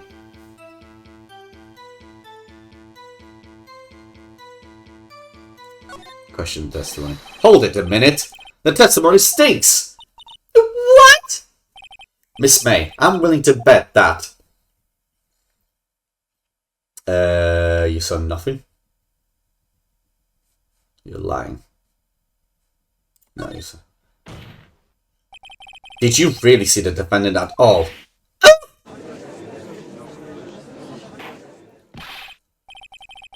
Mr. Wright, what's the meaning of this? Yes, what is the meaning? Somebody tell me, because I'm clueless about this. I mean, Okay. If you had really witnessed my client, my affair, you would have noticed her clothes before noticing her physique. Oh! No one wears clothes like this on a daily basis except her. I'm no expert on fashion, but her hairdo looks far from normal to me. However, the witness's testimony mentions neither of these things. The testimony is bogus! But... Still, we don't know if she was dressed that way the night of the murder. She was, Your Honor. I saw her, and so did Detective Gumshoe. What do you say to that, Miss May? Oh, what are you trying to say, you being lawyer? Oh, you bad boy. I saw what I saw. I just didn't think the travelling little details were necessary, darling. Miss May, the court would like you to remind you to please omit nothing in your testimony. I'm sorry, Anna. I'll be a good girl, I promise. Your testimony again, if you would. Damn, I almost had her. No. Oh, friggin' hell. I did see everything. I did. The victim, the woman, dodged the first attack and ran off to the right. Okay. And the girl in the hippie clothes ran after her. And she hit her with that weapon. I saw it, I did. That, the clock, the kind of statue thing, the finger, I think. Well, does the accuracy of my role not style you? Teehee. Okay, so that's wrong. I see. I only wish you had been so detailed from the beginning. Please begin the cross-examination. I got the floor pump, bitch! You're going down! I did see everything, I did. The victim, the woman, dodged the first around attack. And I need the floor back.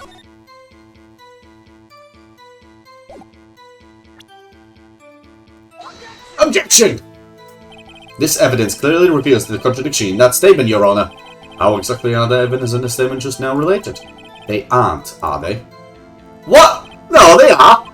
Mr. Wright, please think of the facts before. Ah, come on. I don't think that won me any points with the judge. Ah, come on, what?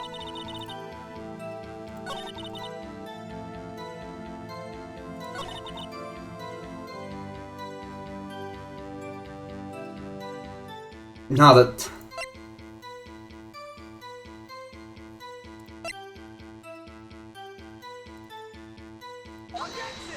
Objection!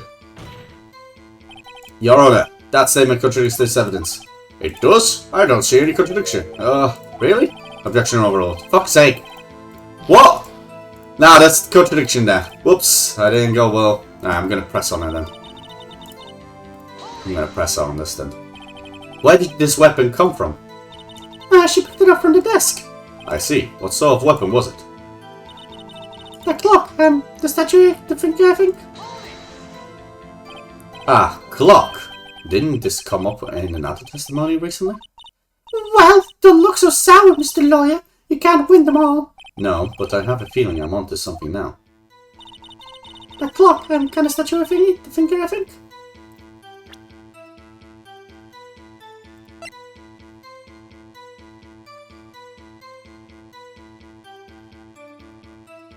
Does it want me to present this?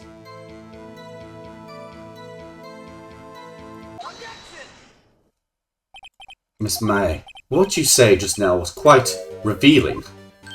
Revealing? Oh, you'd like that one, you naughty Mr. Lawyer. You just said that this statue of the thinker was a clock. But there's no way of knowing that just by looking at it. Ah! And that the person in much the same position as you recently called this a clock too. And he was found guilty of murder. Order! Order! Miss May, can you explain how you know this was a clock? Oh, The witness saw the murder with her own eyes. That's all the important here. The defense is trying to confuse the issue with trivial concerns. Yes, of course. You will withdraw your question, Mr. Wright. Nope, I will not. But questions are all I have, Your Honor. And as you may recall, I've caught murderers with these questions before. Well, only once. Objection sustained. You may continue to question your witness. Phew, that was close. If he stopped me there, the trial would be over. Huh? What? So, what happens now? What happens now is you answer my questions. How did you know it was a clock? What? That's... because I heard it? No, you didn't. Yes, I heard it at the time. So you've been to the law office of Faco? No! Hey, I didn't say that. Why would I go there? I heard it from my hotel room. The law office of Faco, where the murder took place, is very close to the hotel. She could easily have heard the clock. Well, Mr. Wright, are you satisfied?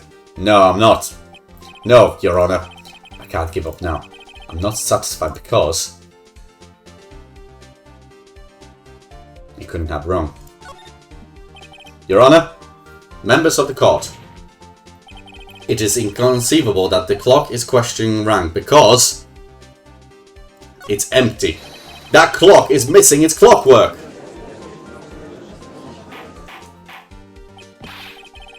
Could you possibly just take a look right now? Oh! See anything interesting, Your Honor? It just the defense says this clock is missing its clockwork. It's quite empty. Yeah, I bet you're going down, Mr. Wright. Would you care to explain the courtroom meaning of this? It is as you can see, the clock was empty. It couldn't have wrong. Therefore, this witness is a big fat liar. Well, Miss May? Tisk. What? Quite a show you've put on for us, Mr. Wright. He knew the clock was empty. Somehow, he knew. I'm afraid you've forgotten one thing, however. Indeed, the clock is empty. As you say, it can't ring. However, we must ask when the clockwork was removed. If it was after the witness heard the clock, then there is no contradiction. That's true. That is a possibility. That clock might have been emptied after she heard it. And that is exactly what happened, Your Honor. Well, Mr. Wright, can you prove when the clockwork was removed? Yes, I can. Oh, impossible, of course. I have proof. What? What's it in? You told me proof is everything? Well, I was listening. And now I'll show you the proof. You like it so much. The evidence that proves when the clockwork was removed is... this, bitch!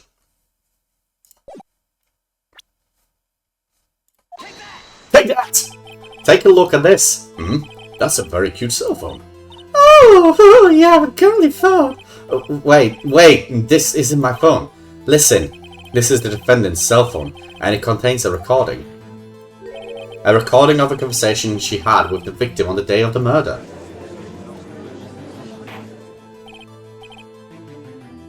Order! The defendant's cell phone?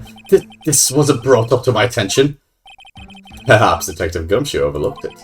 The good detective better remember he's up for evaluation soon. I gotta say, I'm starting to feel bad for the big fella. Let's hear the conversation. Beep. So you just want me to hold on to the finger for you then? If you could. I should probably tell you, the clock isn't talking right now. Huh? It's not working. That's lame.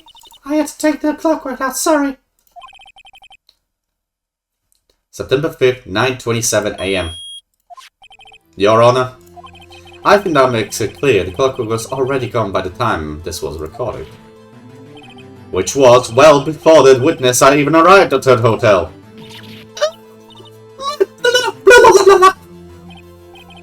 Well, Miss May, would you care to explain this to the court? Just how did you know that the weapon was a clock? Well, isn't it obvious? I saw that clock before. What star was that again? I got to go to so many. Oops, I forgot. So the witness had seen it before. That would make sense. No, it wouldn't.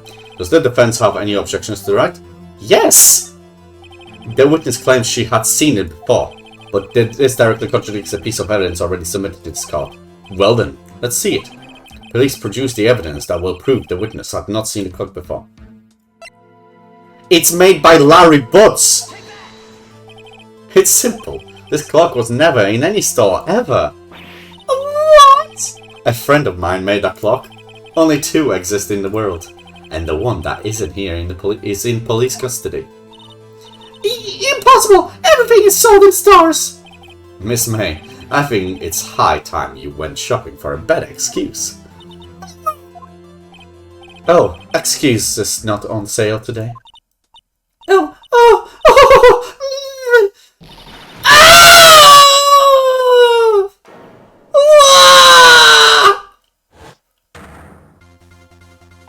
What's it to you, Pokemon? That stupid clock doesn't matter, okay? She did it, and she said that right! Whoa, let's not get ahead of ourselves. This is a court of law and the witness will remain calm.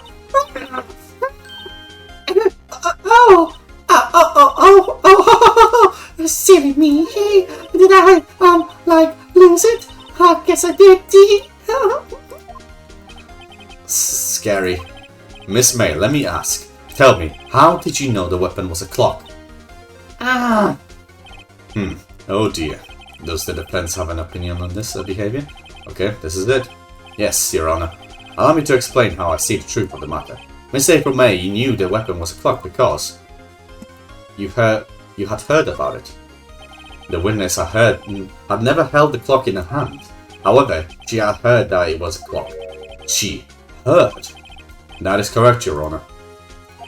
There is no other way she could have known the thinker was a clock. And I can show you the proof. Well, this is interesting. Let's see that then. Show me the evidence proving that the witness had heard the murder was a clock. Fuck you, wire up. But look at this. I found this in Miss May's room. Fucking burn, bitch. You're gonna burn for this. Mr. Wright, please explain to the court what this is. Miss April May, you were tapping the victim's Miss Mia Faye's phone. Miss Mia Faye's phone, were you not? Objection! Your Honor, this is irrelevant. I'm not entirely sure that it is. Objection overruled. Haha, fuck you. It troubles me that our witness was in possession of a wire trap. This is outrageous. Does the defense truly claim that the witness was tapping her phone? Absolutely. Even if that was the case, which it's not, you still have to prove one thing. Did the victim ever say that the weapon was a clock on the phone? Can you prove that? Oh yeah, I think I can. It's simple. What? Here's my proof. The proof that the victim said on the phone was a weapon was... the fucking... this?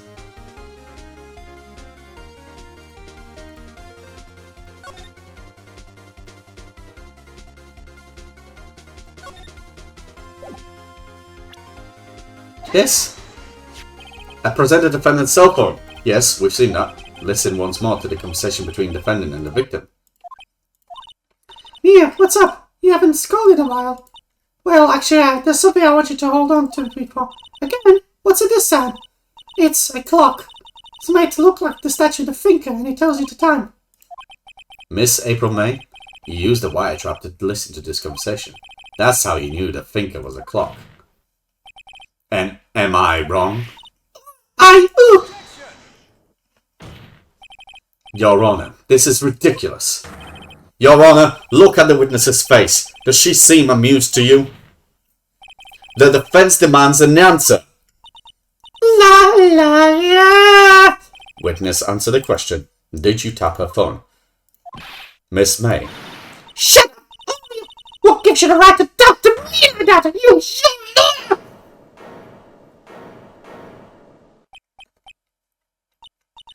It's not fair. All of you getting up on me like that. Oh, so the bad girl is that it? Is that it? Oh.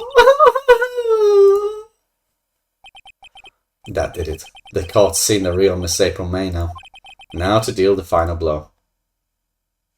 Why the wire trap? Why did you tap her phone? Answer the question. Do I have to? Isn't this a murder trial? Isn't tippy-tapping irrelevant? She's saying exactly what Edgeworth wants her to say. Miss May, you were tapping the victim's phone. I hardly call that irrelevant. While the court does not condone the defence's tone of voice, he has a phone. Well, Miss May, do you have an explanation for the court? Can you prove you had nothing to do with this murder, even though you tapped her phone? I'd like to see her pulled out of. Mr. Lawyer, I saw that evil grin. You were probably thinking I'd like to see her pull that off, wouldn't you? Damn, she's good. Well, you're not the first one who's thought that. And of course, I can. And I will. You can't be serious. No way. Way, I say, way! Oh, and I show you I'm serious, Mr. Lawyer. Okay, so, the killing happened around 9 at night. Why, that's just when I was getting room service from that sweet bellboy. Room service? Iced coffee, I believe it was. Iced coffee, you know, like normal coffee, but cold. If you don't drink it quickly, the ice melts and then you have regular cold coffee. Iced coffee? Think I'm making this up? Asked the bellboy. Ergo, the witness was not on the scene at the time of the murder. What? So where that leaves us? It is my greatest displeasure to inform you that the witness appears to have been tapping the victim's telephone.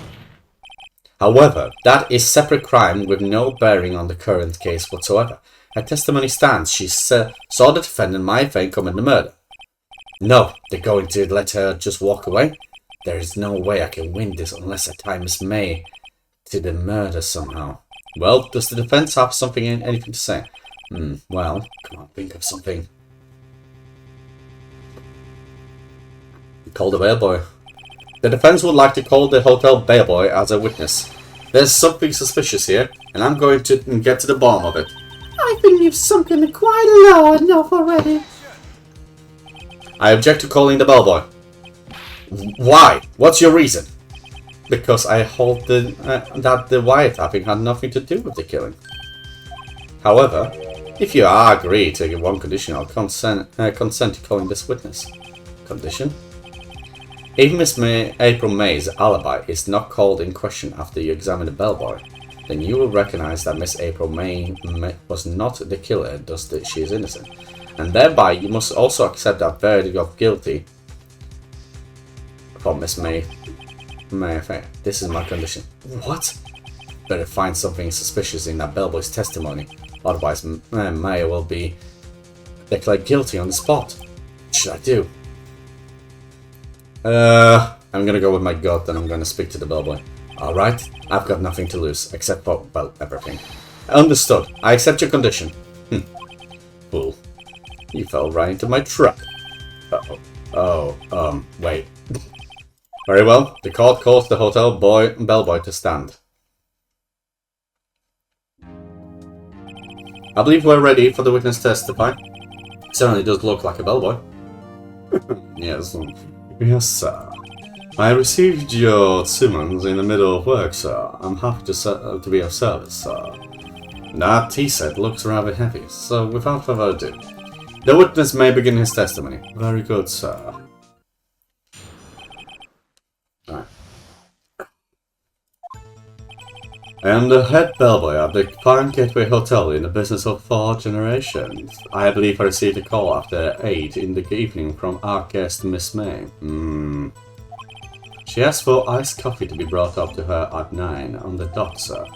I brought it to her at precisely the requested time, of course, and I delivered the iced coffee to our guest, Miss May herself. I see. The defense may begin the cross-examination. Right! I'm ready, I hope. This is it. If I can't prove Miss May was involved with the murder now, Maya will be finished.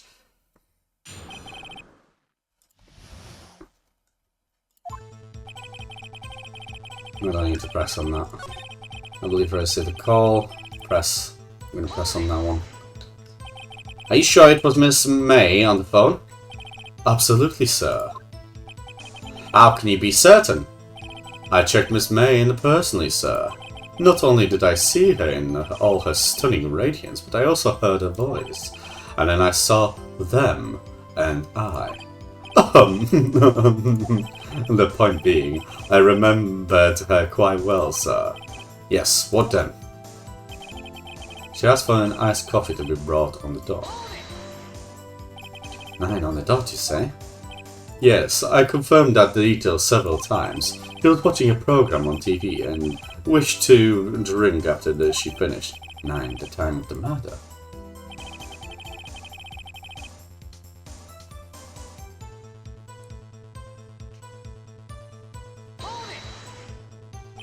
Precisely 9 then.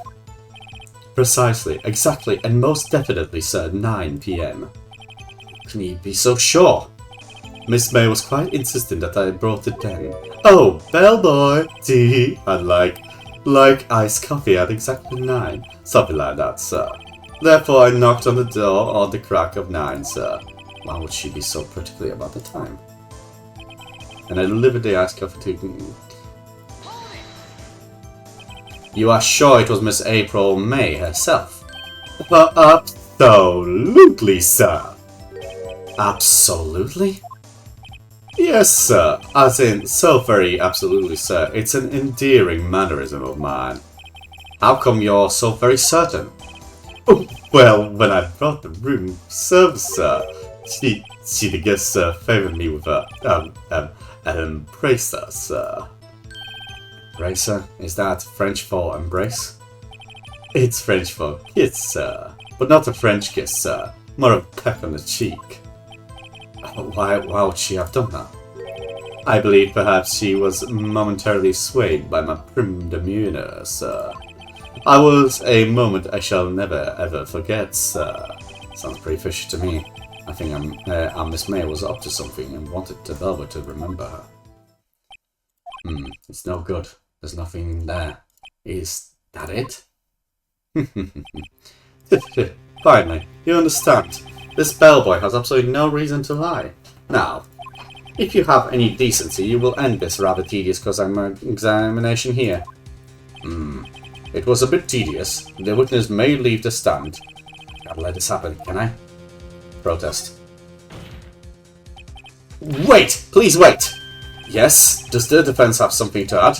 One last question. Let me ask one last question. Your Honour, I must object. The charade of justice has gone on long enough. Now, Mr. Edgeworth. Alright, Mr. Wright. I'll give you one more question, that's all. Okay. This is really it now. This is my last chance. What do I ask him about? Oh! She came in with someone. Tell me about checking. Tell me about when you checked Miss May. Oh, alright. Very well, sir. My first thought was that she was a beautiful, beautiful person. She's just my type of girl. So it was a disappointment, really. I see. Huh? Excuse me, what exactly was a disappointment? Well, I am not without charm, sir, but even I'd have a little chance with her lover there. Huh? What did he say? What did you say? Rather, quite. Bellboy, tell us the truth now. Did Miss May check in with another person? I object. That was objectable. Objection overruled. The witness will now answer the question. Yes, I see.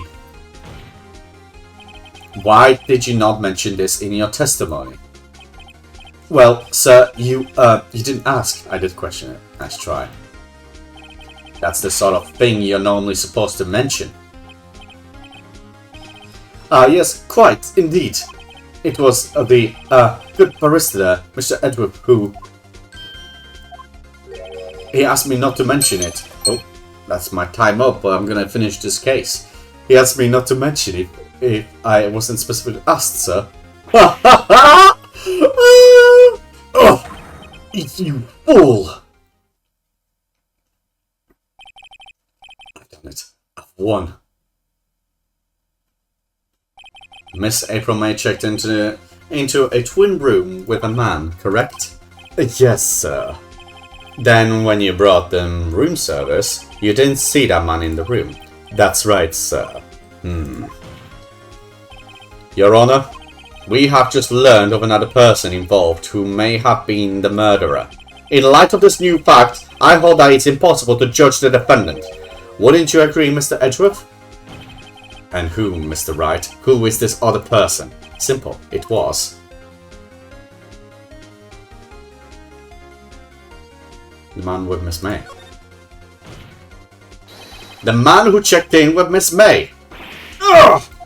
Your Honor, as has been previously revealed, Miss April May was tapping the victim's phone, yet Miss May herself has an alibi at the time of the murder. However, that does not clear the man that was with her. The bellboy saw no one else in the room at the time of the murder. What a convenient little setup, but it's too late. Too late? I suppose you'd like it if it was too late, wouldn't you? After all, it was you who hid the presence of the other man from the court. Oh! Start. Amateur. These accusations are ludicrous. Enough. The court acknowledges the defense's argument. I expect the prosecution and defense to look into this matter fully. Am I understood? Yes. Yes, Your Honor. That is all today for the trial of my affair. Court is adjourned. Alright, well. September 7th, 2:24 PM, District Court, Defendant Lobby, number 1. Fucking hell. The trial lasted 4 hours. Jesus. I'm going to continue this because we're not done with the case. We wanted to finish the case. Mr. Wright, you were amazing in there. Really? I think I might be your newest fan. Oh, I was just doing my job, you know. Then again, that other attorney was pretty cool too. Huh? That face of his, with his eyes wide and trembling lips. It sent shivers up my spine. If you say so. So, what happens with me? Do I get to go home now? Well... No, I don't think so. Not yet. Oh, I see. But I got the correct lead in today's trial. A lead? A lead? That man with Miss May, he's the key. Oh, I get it. What happened to Miss May after that, anyway? I heard they arrested her. I guess she's learning her charms won't work everywhere. She's probably at the detention center now. I may have to go down there later. Anyway, this case is far from closed. Yes, sir! I'm going to find out more about this man. Do you think he was the one who... Maybe so. Says... Don't worry, I'll find him by tomorrow, I promise. I'm counting on you. Let's go. I asked for a full record of April May's testimony. I thought it might come in handy during the trials tomorrow, but now that I have it, I'm not so sure. Most of the testimony was all lies. In fact, there's only one part that hasn't been stricken from record. The victim dodged an attack that ran to the right, but she was caught and struck. Don't know how much good this will do me now. Anyway, time to hit the pavement and do some investigating. Maya doesn't belong on this detention center, and it's up to me to set her free. Bloody hell. Yeah, I can't leave this here for this episode. I have to finish this case. I can't just leave it unfinished. I am going to continue it.